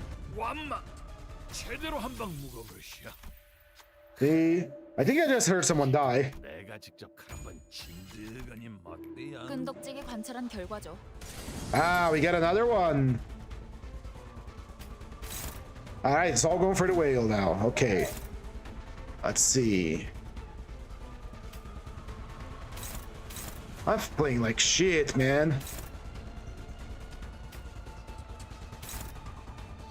Okay, that can be quashed.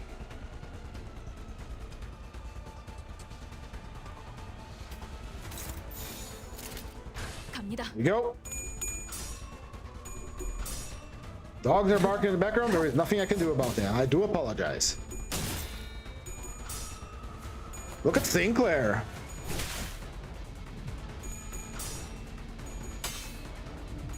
Crush that whale.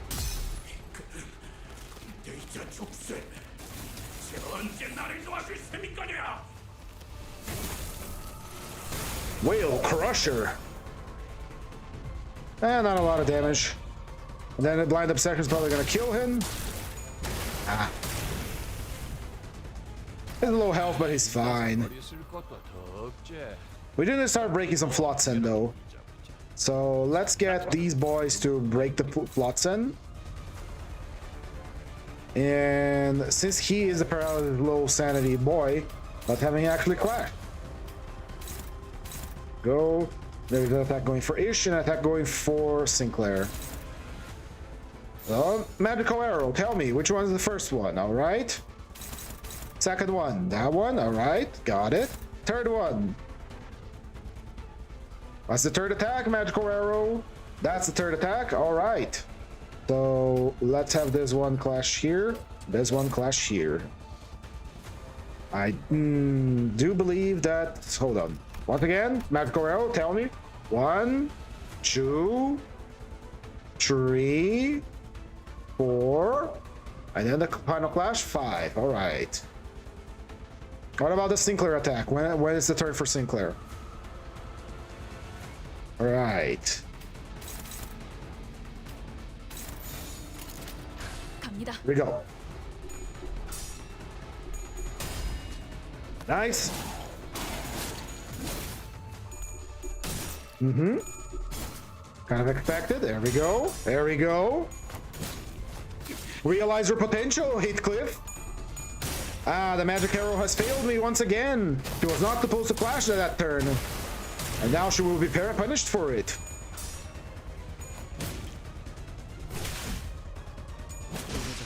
She was supposed to get rid of her paralysis first by attacking the Flotsam. Oh well, what can you do? Alright, potential man, keep realizing your potential for us. Look at all that potential. Potentially pretty good. Go over here. Destroy that Flotsam. Destroy that Flotsam. 먼지나게 패주지. 한방 먹혔지? 이를 아주 박살내버렸시야. 화끈한 맛이 아주 딱이야. I'm gonna use another ego on you because you're gonna get a little too happy over there.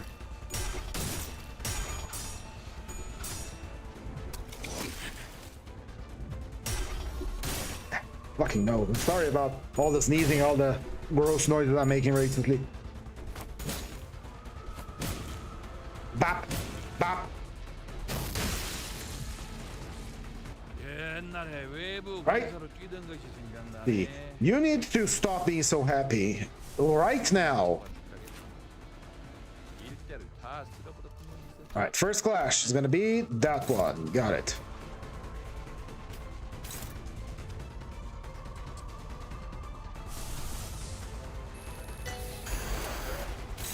You need to stop being so happy right now. You are far too happy, far too chummy, far too much in a good mood, my friend. The rest of you go deal with those. Here, can you clash? You will. They're not giving you a choice. You are going to harpoon that whale.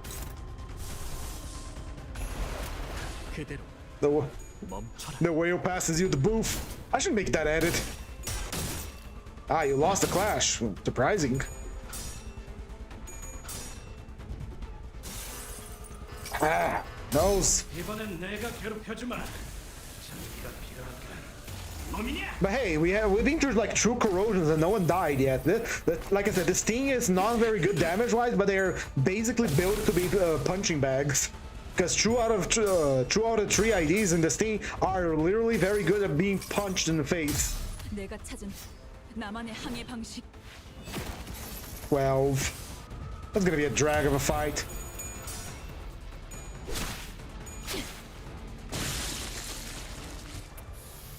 Ah, we're still drowning, by the way. 아, You boys aren't breaking these things fast enough for me. 뭐, Blind Obsession hasn't come yet, so... Itcliffe, go do your thing.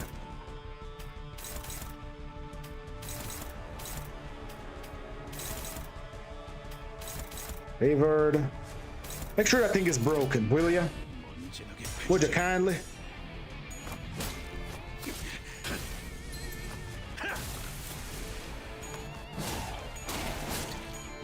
Finally, some decent damage coming out of these guys.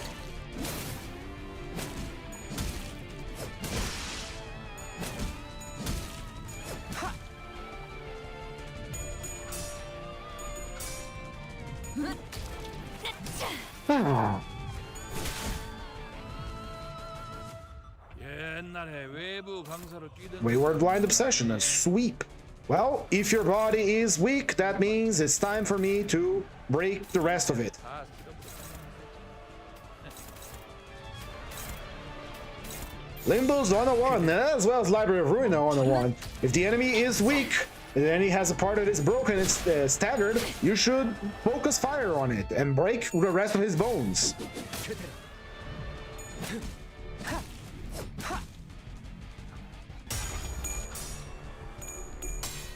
Nice.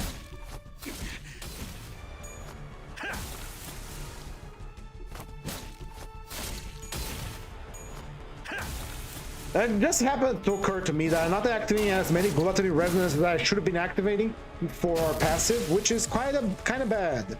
But hey, now it's time for you to die because you have 76 HP and we are all faster than you. And you know what that means? Time for one-sided attacks. You don't get to fight anymore. Sleep tight, whale. You will not be missed. Bye-bye. 멈춰라. Whale explosion. 얼만치 노른 것 같은 게 이제 싸게 치워불고 들어가자. It's like he's sticking a stick of dynamite in a whale carcass and want to blow it and explode. Look at that cat. It's crazy that it exists normal animals in the city because of the sweepers. I guess the sweepers don't deal with the animals or something. More healing, I'll take it. That was a pretty underwhelming reward. Right, I guess we can go tearful things, which is, you know, our pack. No, don't like it. Hear this. Opus Luna Violet and Murder in the Warp Express. These are both shit for Arcane right now. I'm gonna have to look for... Oh, we're gonna look for one.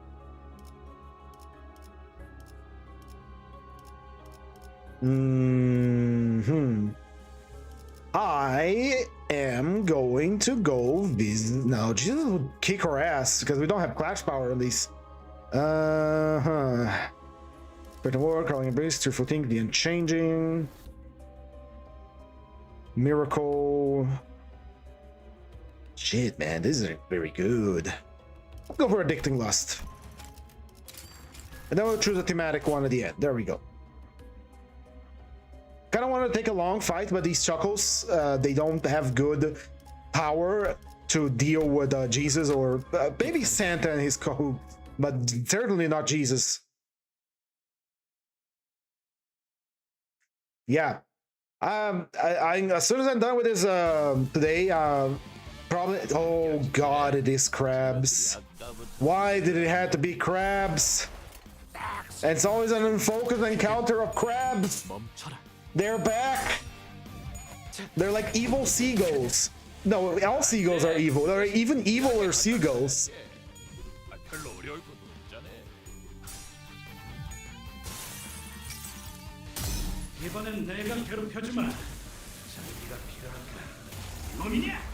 There we go. This was mostly to activate the passive so we get killed on hit.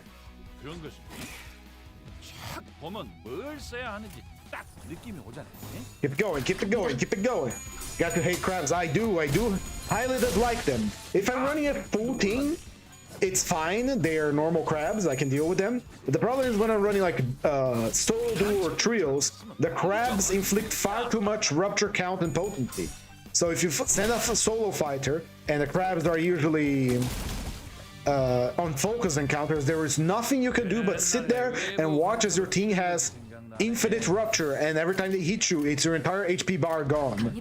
Have you seen the new Middle Eagle gifts? I have. They're very funny.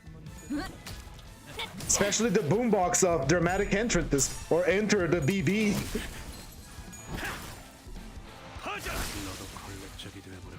I'm very curious to see how the damage spread is going to be on this mirror dungeon, and it's mostly going to be Heathcliff because he's been spamming Eagles, but still, it's going to be very curious.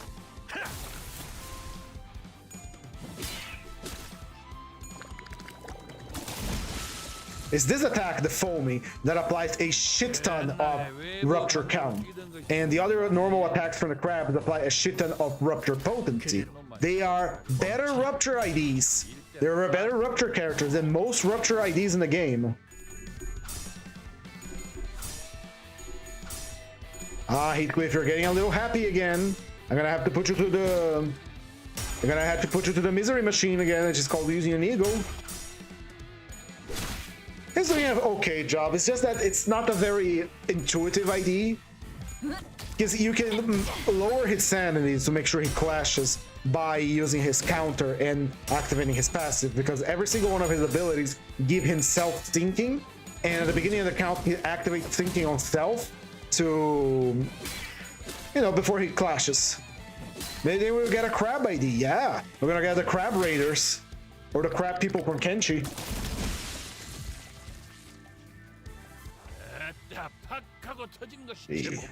You're supposed to use his counter when he's on high HP, because it pretty much gonna trigger self sinking, so he lowers his sanity. But it's not very good at lowering his sanity. The main problem with this idea is that he recovers far too much sanity on a clash win. Not even Kodia reduces that much, and Kodia has a very good way to reduce her own sanity. She doesn't corrode. The other thing that is interesting about him is that before he gets hit, he gains protection, so he becomes very tanky. That's how it's supposed to be. He's literally meant to be like, beat the fuck out of him, and he will be a low sanity. And then you can actually win some clashes. But if he wins clashes, he goes back to losing clashes. And then when he's too happy, you have to use, you know, the counter again, get hit for no purpose, and repeat. It is a very unintuitive ID and not a very good one. Not even a mirror dungeon, but the mirror dungeon can make anything work because you can compensate for an ID deficiency using luxury, and the luxury is ego gift. Like in the beginning of this run, I got the Jolly Plushie that gives us fixed paralysis every turn, meaning he is always running at his max power, at least for the first few clashes. But all of his skills, when he's high enough sanity, can roll zeros, which is inconceivable. The only way you can keep his sanity down is really by spamming eagles. In that regard, it's pretty nice, but you also need the resources to generate eagles, and I do not believe that he alone can fuel any particular eagle he has. I haven't checked really, because he has seen the resonance. He can generate envy, gloom, sloth, and wrath. That's for sins. That's pretty good for sin generation, but I don't know which eagles he can self-fuel to keep the loop. So like, I'm too happy. I spam eagles so my sanity goes down, and then I can clash. And if I start winning clashes, I use it again. So it becomes this loop of, Jesus Christ, why are you? I avoided you down there so I didn't have to look at you here again. I'm gonna peek at your book.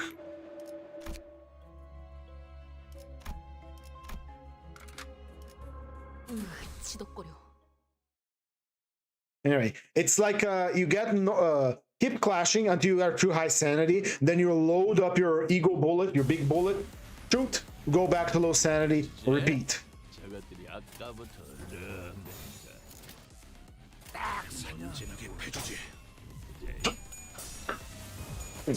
Ishmael is another one that is weird because she applies a lot of rupture and tremor if she loses a clash with her skills, and if she fails to do damage, she gains a shield. See? In the last turn, we didn't do any damage because she failed the only clash she had. We inflicted a lot of tremor and rupture to someone, and since she failed to do damage, she gained a little shield, which is nice, I guess, but not really that good. We could get shield through other ways, you know?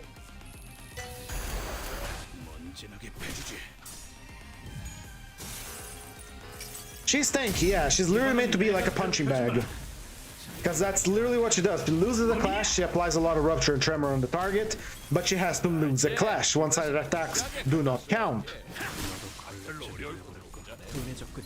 If she had something like, say, Fascia, Albina Faust, where if she uses a block skill and gets hit, she inflicts stuff, that would be great, that would be justified, but her guard skill only applies aggro to herself. You literally have to lose clashes to inflict maximum tremor and rupture, otherwise she doesn't do much. And her skill tree eats 4 tremor count for no reason. It's shockingly bad. It's not, these are not very good IDs. They're doing just fine because we're in the mirror dungeon and we can again compensate for deficiency with luxury, but they're not good at all. Potential Man only had his time in the sun when he was doing his kanto. Outside of the mirror dungeon, these IDs suck ass. It works well with killing ego gift, yes.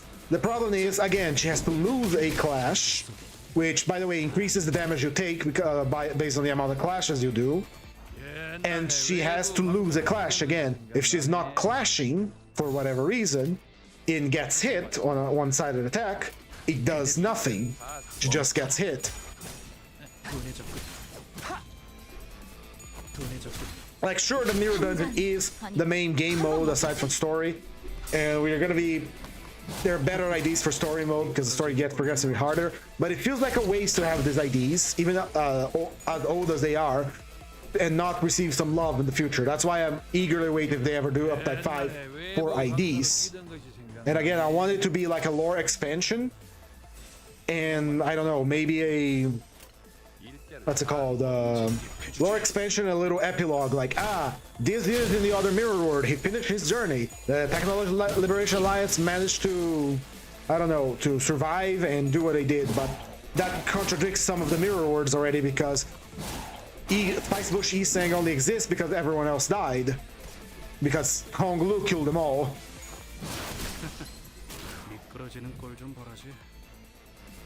So we don't even get that. 보는 맛이 있단 게. 나머지 Another thing, yeah, it's just a mess. It's just messy.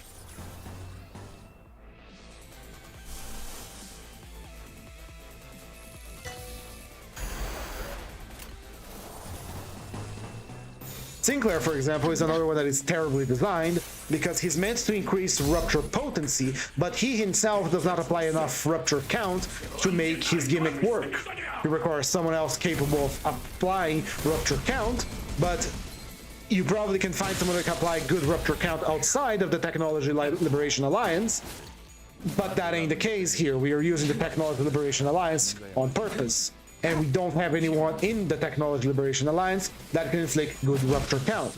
Now, maybe if we got that Herodia that was acting as a cameo on his Uptide story, on Ishmael's Uptide story, that would be a different thing altogether. But we didn't get her, so the Technology Liberation Alliance, despite having true gifts for themselves on the Mirror Dungeon, are still one of the worst IDs in the game. Even Mariachi Happy, I believe, was more fun to play than then, and they're just messy. Which again, I guess the messy, I restate this, kind of works for their team because they're using salvaged equipment, and they are kind of a bit of a messy faction in the universe. That's why they got, you know. What do you think about the Shi Association at least? They're great. They're fantastic. Aside from Faust, which is a little bit of a gimmick, but they're fantastic. You can get their Eagle gift on the dungeon early on, which makes them immortal. The three Shi Associations, they are great. They have very good gimmicks for being low health. And if you upgrade their Eagle gift, which you can get at the beginning, which is Resolution, you basically turn them into immortal beings because they take no damage and they clash real hard. The only problem you run with them is receiving far too many status effects and Heathcliff killing himself with his own skill, which drains 5 HP fixed every time he used 5, no, 10. The only one that needs like salvation, so to speak, is Faust, because when I use her, I assume that, okay, so you use a turn to prepare the arrow. If I launch the arrow on the next turn and then prepare another one, can I rapid fire 4 arrows with multiple slots and Faust? Their answer was no, you cannot, unfortunately. If she could do that, I believe she would be a great idea, because you could fire 1, 2, 3, and then hold the 4th arrow for big damage. But as she stands right now, you really have to wait 4 turns for the arrow to come out. If she could rapid fire the arrow, that would be good. That would be excellent. But here's the thing, that's just her gimmick. For normal clashing with her normal skills, she is decent. She's more than this, she's pretty good. But her gimmick ends up being unutilized. Ways that she could be saved, it would be the rapid fire of arrows, or someone with the assist defense to help her, or she calls someone to come for assist defense on her, or becoming invisible. Back in Library of Ruina, we had the status effect called Stealth, where the character could not be targeted. If that made a comeback for the Shi Association, which is the assassins, that would be great. Imagine sorry about the dogs. Imagine if she prepared her arrow and after, I don't know, turn 1 or 2, she becomes untargetable, but she can do nothing but hold the arrow. That would probably save her because she couldn't be targeted. So you only deal with the guys that you have available right now, and once the time is up, she releases her powerful arrow. She's a bit flawed, but she can be fixed with an easy upgrade. Just have her either rapid fire or something else more powerful. The rapid fire, I think, would be the thing that fixes it, because again, first turn you use a counter, second turn you have 2 slots. You fire the arrow the first slot and prepare a second arrow with the second slot. Third turn, you fire another arrow, prepare a next one, and repeat that again. That should be pretty fucking good. I wanted to get some water, I'll be right back. I think it's easy part of my... 무엇이여? 대가리에 총 맞았냐? 왜 늦자고 없이 쪼개고 있을까? 갑니다.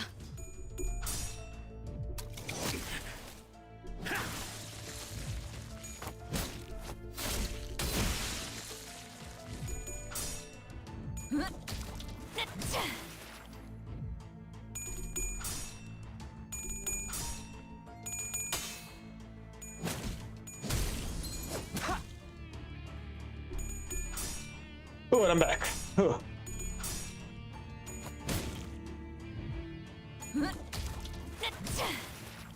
Ah, the corrosive fluid. 기름으로 끌라가냐? 어째? 아마 됐다. 알아서 해라. Alright. It's already been 2 hours, and most other teams finish within this mark, 2 hours. Even more powerful teams, but it does feel like I've been playing for longer than 2 hours. Then we still have our book to go. 먼지나게 패주지. 둔해졌군요. Or maybe this is a T-Corp situation where I'm not using their gimmicks correctly. And yeah, I don't know, man. They're not fun to play with.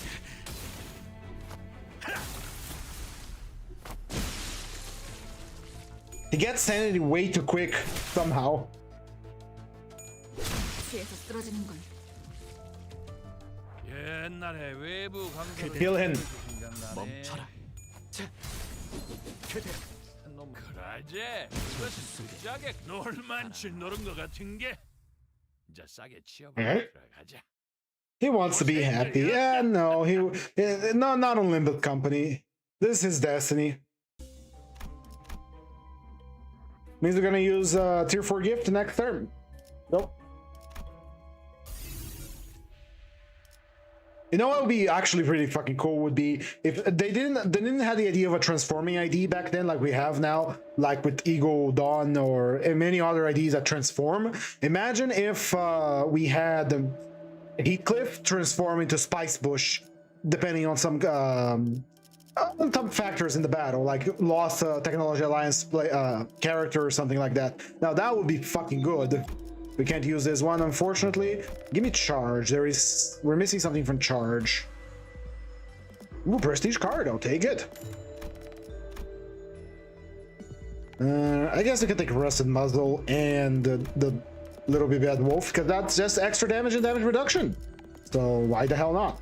Let's try to get the first charge gift. I don't think I got the... Yeah, no, I got everything. Okay. Then we are going to fuse for Rupture.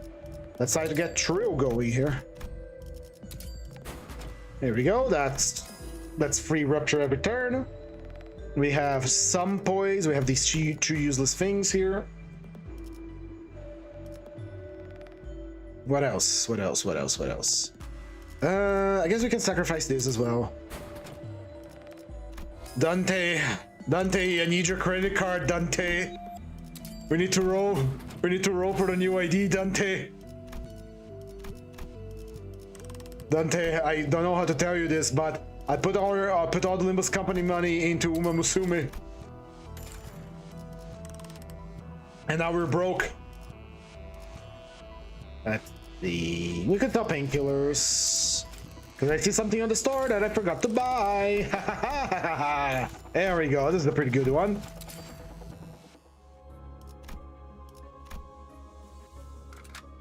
아주 뭉개버려주지.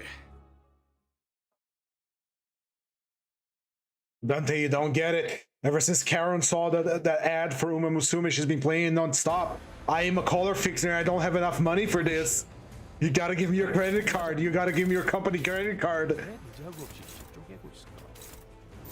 I'm no longer asking. 멈춰라. I'm surprised I don't have the face of Virgilius on this slideshow under me. Huh. Ah, Hignos, thank you for the follow. I just saw it. For some reason, the alerts I set up for follow are not playing in the full volume. I don't know why. Maybe because I lowered their volume. I gotta make it loud again because I literally couldn't hear it. So apologies. Thank you for the follow. I appreciate it a lot. Right, off we go. So just so you know, since I do believe you're new here, and after this mirror dungeon, we are going to be reading the final part of Mercel's book, which is an experiment I've been running to see how it goes, where we complete the mirror dungeon and then we read one of the sinner's books. And in this case, we're finishing up Mercel. Since today we are going to pretty much finish his book, I decided to read the rest of it without counting how many combat nodes we have been through. Now, I do really need to see why the hell does the 짜게 갖다 alerts not to play correctly, 어려울 건 없잖아. but I'll leave that for another time. Unless I do this. Hold on. There we go. Just put it over there and make it large. And next time it will be visible. Agent 4, have you gotten all the for the next sweeping event already? I did also everything. I did like 4 mirror dungeons today with the event units to get currency, which is, you know, the ring and the Heisho Mao. But no, I haven't got everything yet. I know we have the sweepers announcers now. I'm gonna use them for a little bit. Indeed. By the way, Higno, all of these streams which I read the book are also on YouTube. I don't have VODs on Twitch enabled because they only they're, you know, temporary, but YouTube they get saved forever, I think. Not sure. At some point I gotta pick up some of my streams and start streaming them to post on the main channel. So if you want to get a dramatic reading of my version of The Stranger, you can watch it there. But yeah, it's not very good. It's an experiment I'm running for most part here. Ooh, give me a random gift. Was that the boss? That was the boss. You get the rebate token and extra health on the enemies, because that's pretty good. All right, for the let's absolve ourselves of our sins and see if they can deal with Jesus.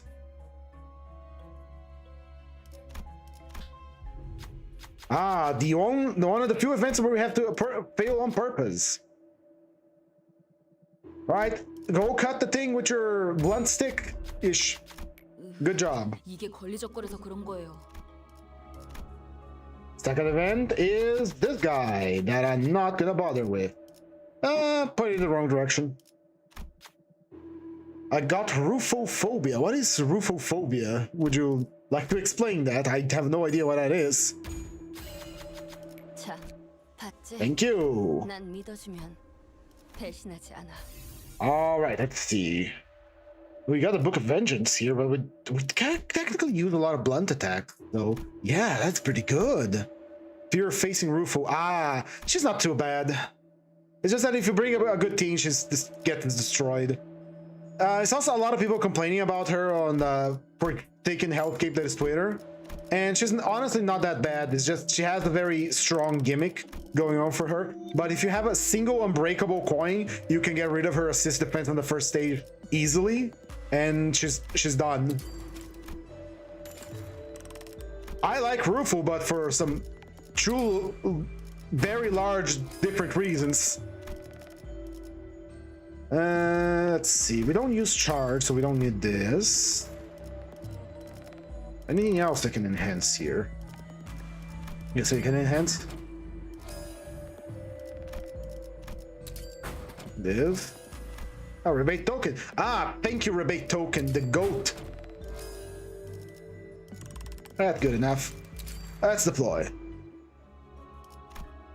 Really depends on what team you're taking. Because honestly, if you're planning to go fight Rufo, you're probably going to do it for the event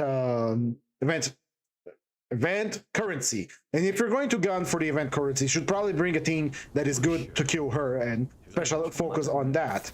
Unless you don't have it, then yeah, that becomes a little difficult. I'm not even gonna try and fight Rufo with this thing. This thing sucks.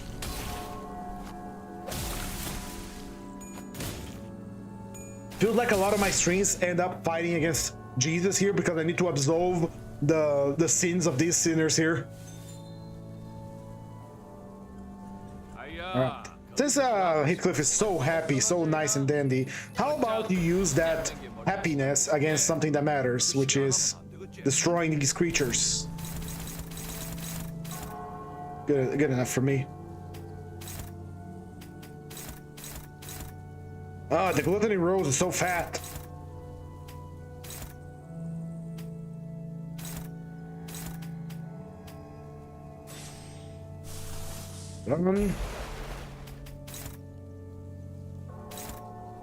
There we go, that's a little better.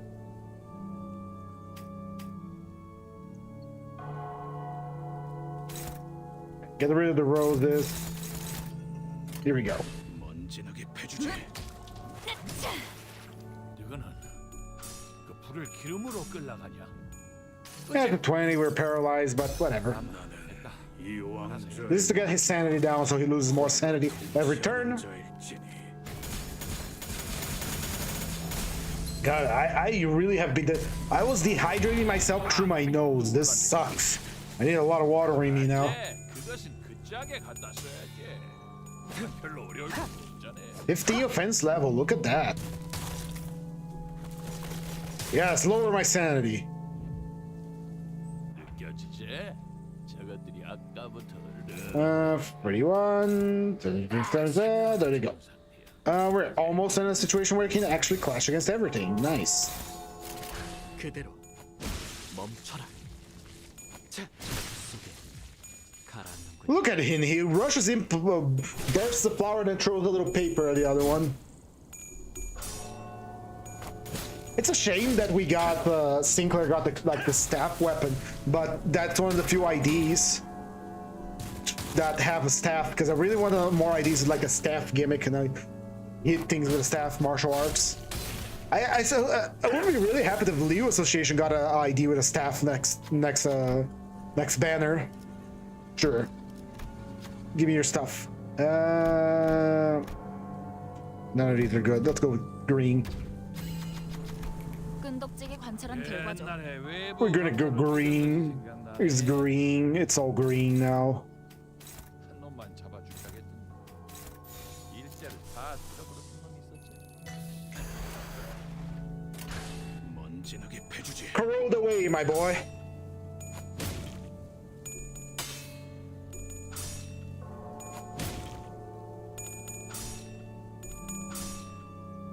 Now we have some decent rupture count going on because of Eagle Gift. 이야, 당연히 그 시기 해야지. 그런 것은 착 보면 늘 써야 하는 게딱 언제 나를 도와줄 셈이야. Wish him. 아이 시방 뭐대. Oh boy, he's about to go insane again next turn, huh? 내가 벌써 심해졌는가. Ah, that my team will survive. They'll do good. They'll be fine. He's only targeting like us twice. He'll be fine. The shame I can't target him to defend ourselves, but whatever. As long as he's alive at the end, it don't matter. None of this matters. Go, my little chudlings.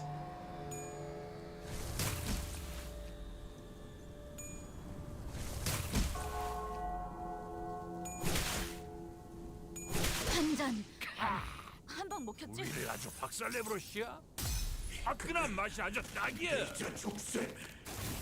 언제 나를 도와줄 셈이거냐? Yeah, someone is going to die, but as long as he lives at the end, who cares, really? One more time. 한방 물어버렸시야. Goodbye, Sinclair. 언제 나를 도와줄 셈이거냐?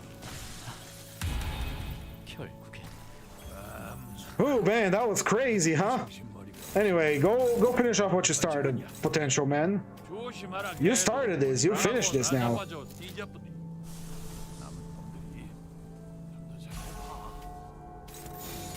먼지나게 패주지.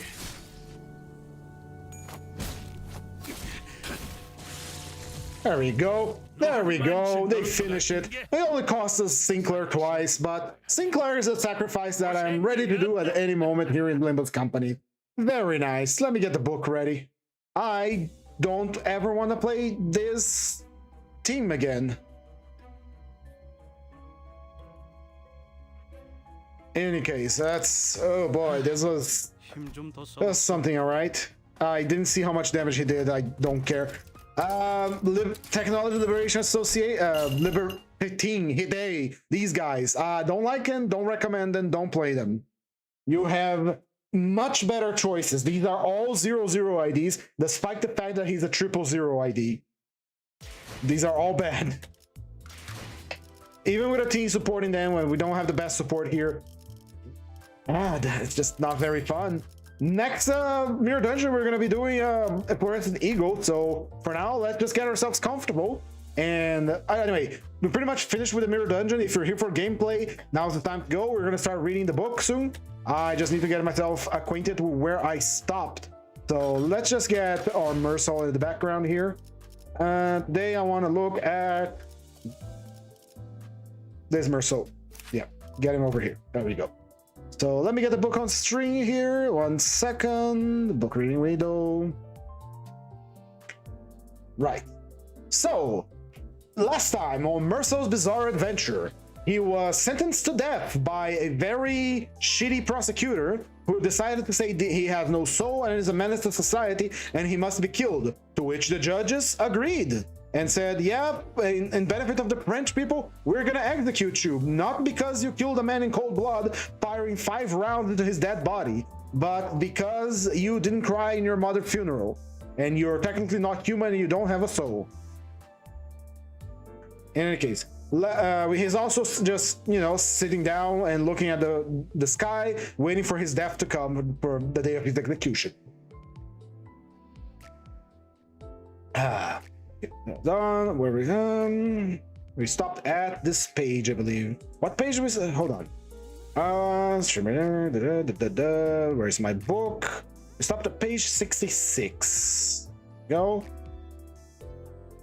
Yeah, and he's pretty much assuming that his appeal was dismissed, so he's getting the death sentence here. All right, here we go then. At this stage, but only at this stage, I had, so to speak, the right, and accordingly I gave myself leave to consider the other alternative, that my appeal was successful, and the trouble was to calm down the sudden rush of joy racing through my body and even bringing tears to my eyes. But it was up to me to bring my nerves to heel and steady my mind, for, even in considering this possibility, I had to keep some order in my thoughts, so as to make my consolidations. As regards the first alternative, more plausible. When I'd succeeded, I had earned a good hour's peace of mind, and that, anyhow, was something. It was at one of those moments that I refused once again to see the chaplain. I was lying down and could mark the summer evening coming on by a soft golden glow spreading across the sky. I had just turned down my appeal, and felt my blood circulating with slow, steady throbs. No, I didn't want to see the chaplain. Then I did something I hadn't done for quite a while. I fell to thinking about Marie. She hadn't written for ages. Probably, I surmised, she had grown tired of being the mistress of a man sentenced to death. Or she might be ill, or dead. After all, such things happen. How could I have known about it since, apart from our two bodies, separated now, there was no link between us, nothing to remind us of each other. Supposing she were dead, her memory would mean nothing. I couldn't feel an interest in a dead girl. This seemed to be quite normal, just as I realized people would soon forget me once I was dead. I couldn't even say that this was hard to stomach. Really, there was no idea to which one doesn't get acclimatized with me in time. No, sorry. Really, there's no idea to which one doesn't get acclimatized with time. My thoughts had reached this point when the chaplain walked in, unannounced. I couldn't help giving a start on seeing him. He noticed this evidently, as he promptly told me not to be alarmed. I reminded him that usually his visits were at another hour, and for a pretty grim occasion. This, he replied, was just a friendly visit. It had no concern with my appeal, about which he knew nothing. Then he sat down on my bed, asking me to sit beside him. I refused, not because I had anything against him. He seemed a mild and amiable man. He remained quite still at first, his arms resting on his knees, his eyes fixed on his hand. They were slender but sinewy hands, which made me think of true nimble little animals. Then he gently rubbed them together. He stayed so long in the same position that for a while I almost forgot he was there. All of a sudden, he jerked his head up and looked me in the eyes. "Why?" he asked. "Don't you let me come to see you?" I explained that I didn't believe in God. "Are you really so sure about that?" I said I saw no point in troubling my head about the matter. Whether I believed or didn't was, to my mind, a question of so little importance. He then leaned back against the wall, laying his hands flat on his thighs. Almost without seeming to address me, he remarked that he'd often noticed one fancies one is quite sure about something, when in point of fact one isn't. When I said nothing, he looked at me again and asked, "Don't you agree?" I said that seemed quite possible, but though I might not be so sure about what interested me, I was absolutely sure about what didn't interest me. And the question he had raised didn't interest me at all. He looked away and, without altering his posture, asked if it was because I felt utterly desperate that I spoke like this. I explained that it wasn't despair I felt, but fear, which was natural enough. In that case, he said firmly, God can help you. All the men I've seen in your position turn to him in their time of trouble.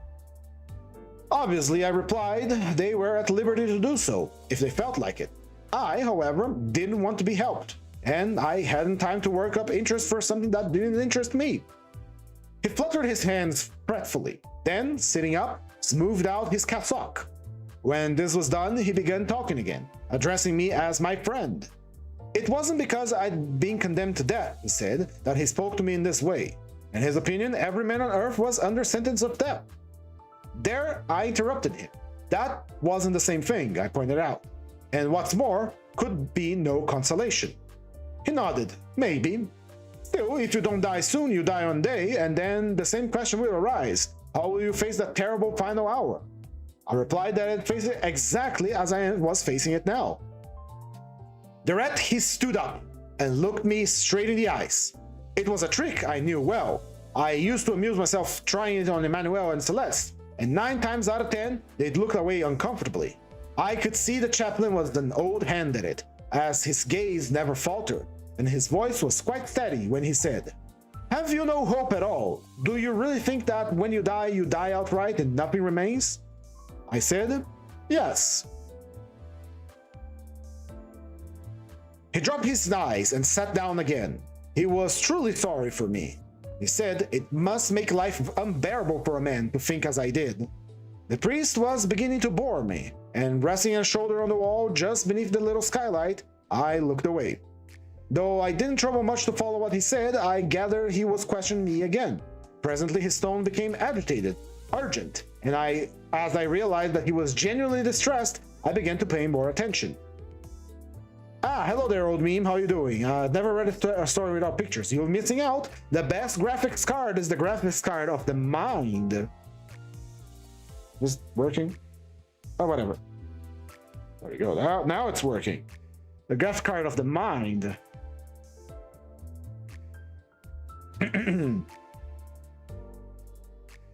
He said he felt convinced my appeal would succeed, but I was saddled with a load of guilt, of which I must get rid. In his view, man's justice was a vain thing. Only God's justice mattered. I pointed out that the former had condemned me. Yes, he agreed, but it hadn't absolved me from my sin. I told him that I wasn't conscious of any sin. All I knew was that I'd be guilty of a criminal offense. Well, I was paying the penalty of that offense, and no one had the right to expect anything more of me.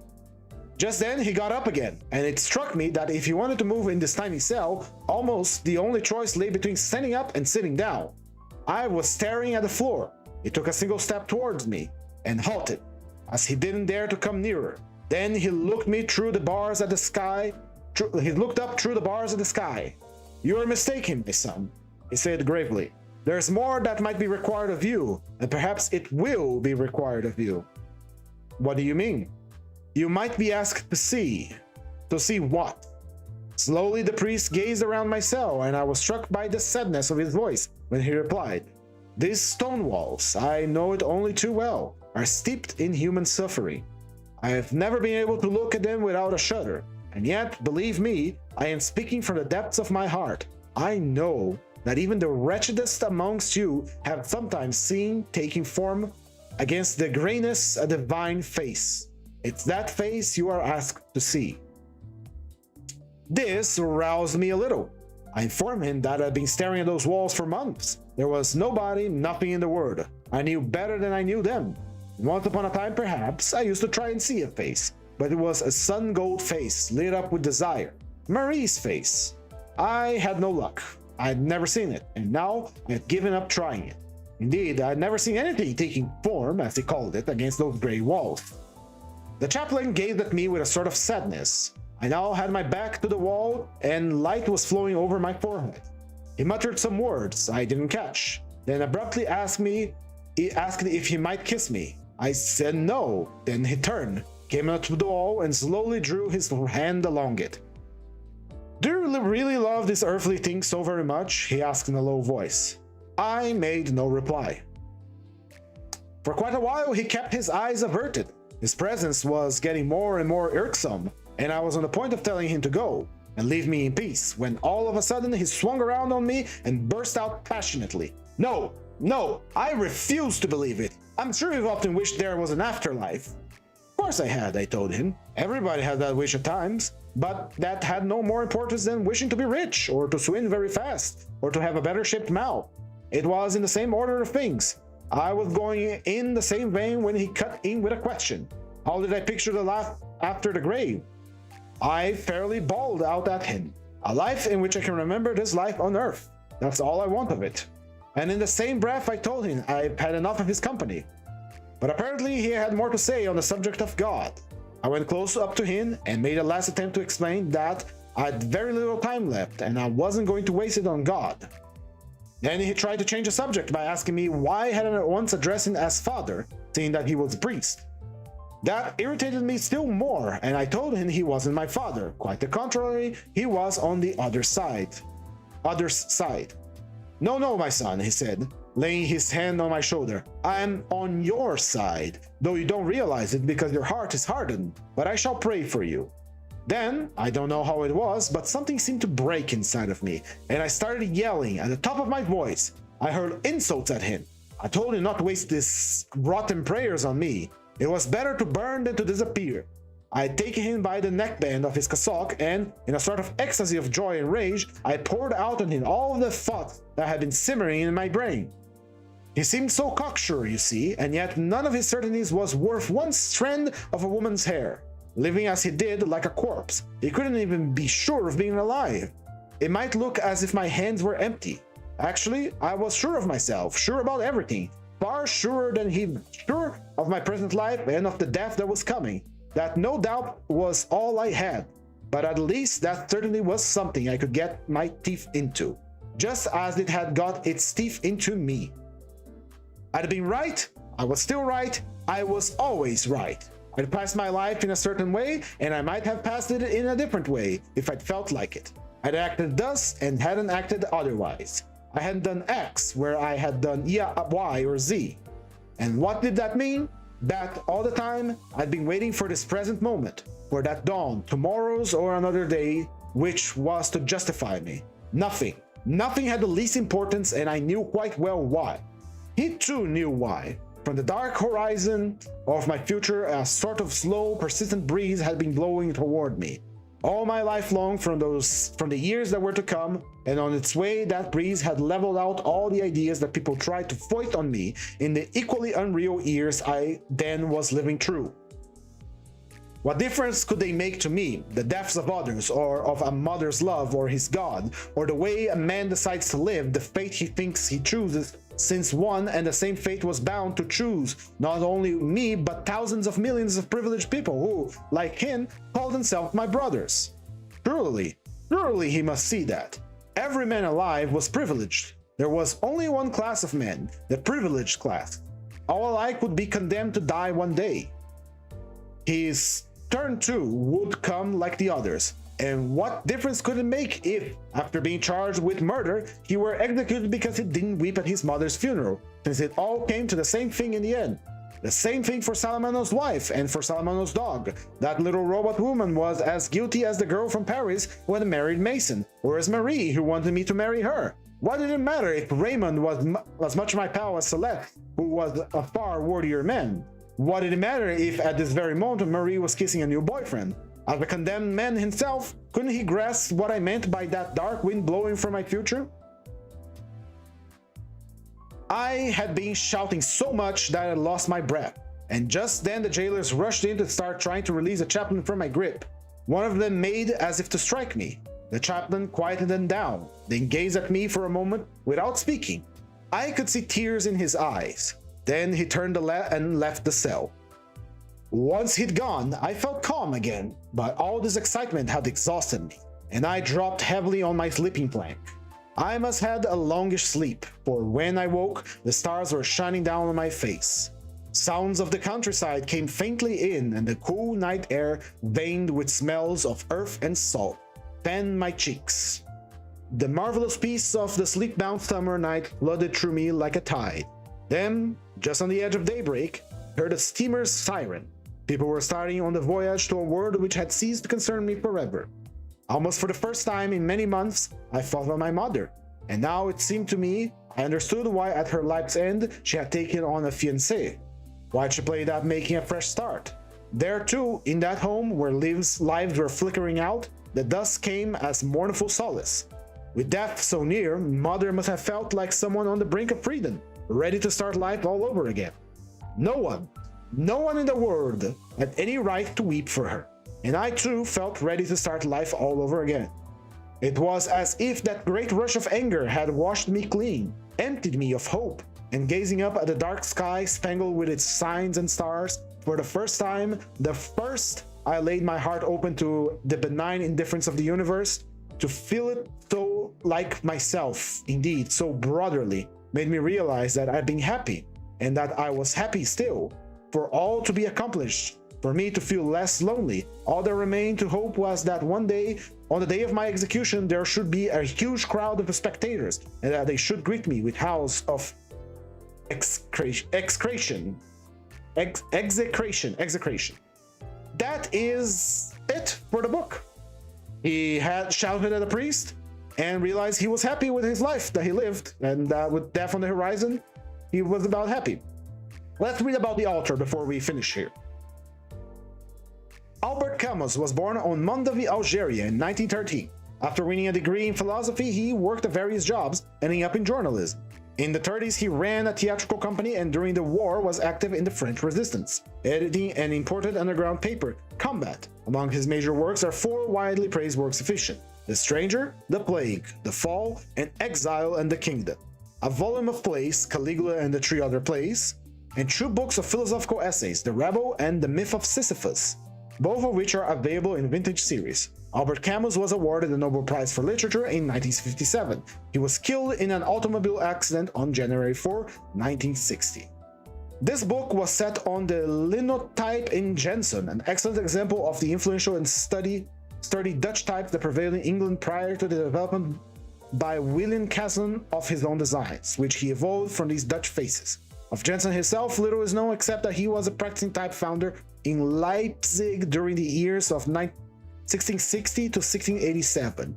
Printed and bound by the Colonial Press Incorporated, Clinton, Massachusetts, cover design by Leone. All right, that was it for The Stranger. And what a strange little man you are, Merceau. He likes to go to the beach, he likes women, he likes Marie, and he is incredibly autistic, as we pretty much discovered as we go through the story of Limbus. Yeah, he's kind of an autist. I wonder if they're gonna ever adapt Marie. They're gonna adapt Mason and Raymond as well, and who are they going to be on his canto? So, ladies and gentlemen, that was it with our Mirror Dungeon complete, and with our book reading complete. We are through. Now, thank you so much for watching today's ID study and book reading. If you enjoyed the stream, recommend it to your friends, but if you did not, recommend it to your enemies. Now, if you really liked it and wish to give the channel some support, please leave a like, a comment, a subscribe, a follow on Twitch, a follow on Twitter as well, because I post stuff there all the time. With that said, thank you all so much again, sweet kisses, and goodbye.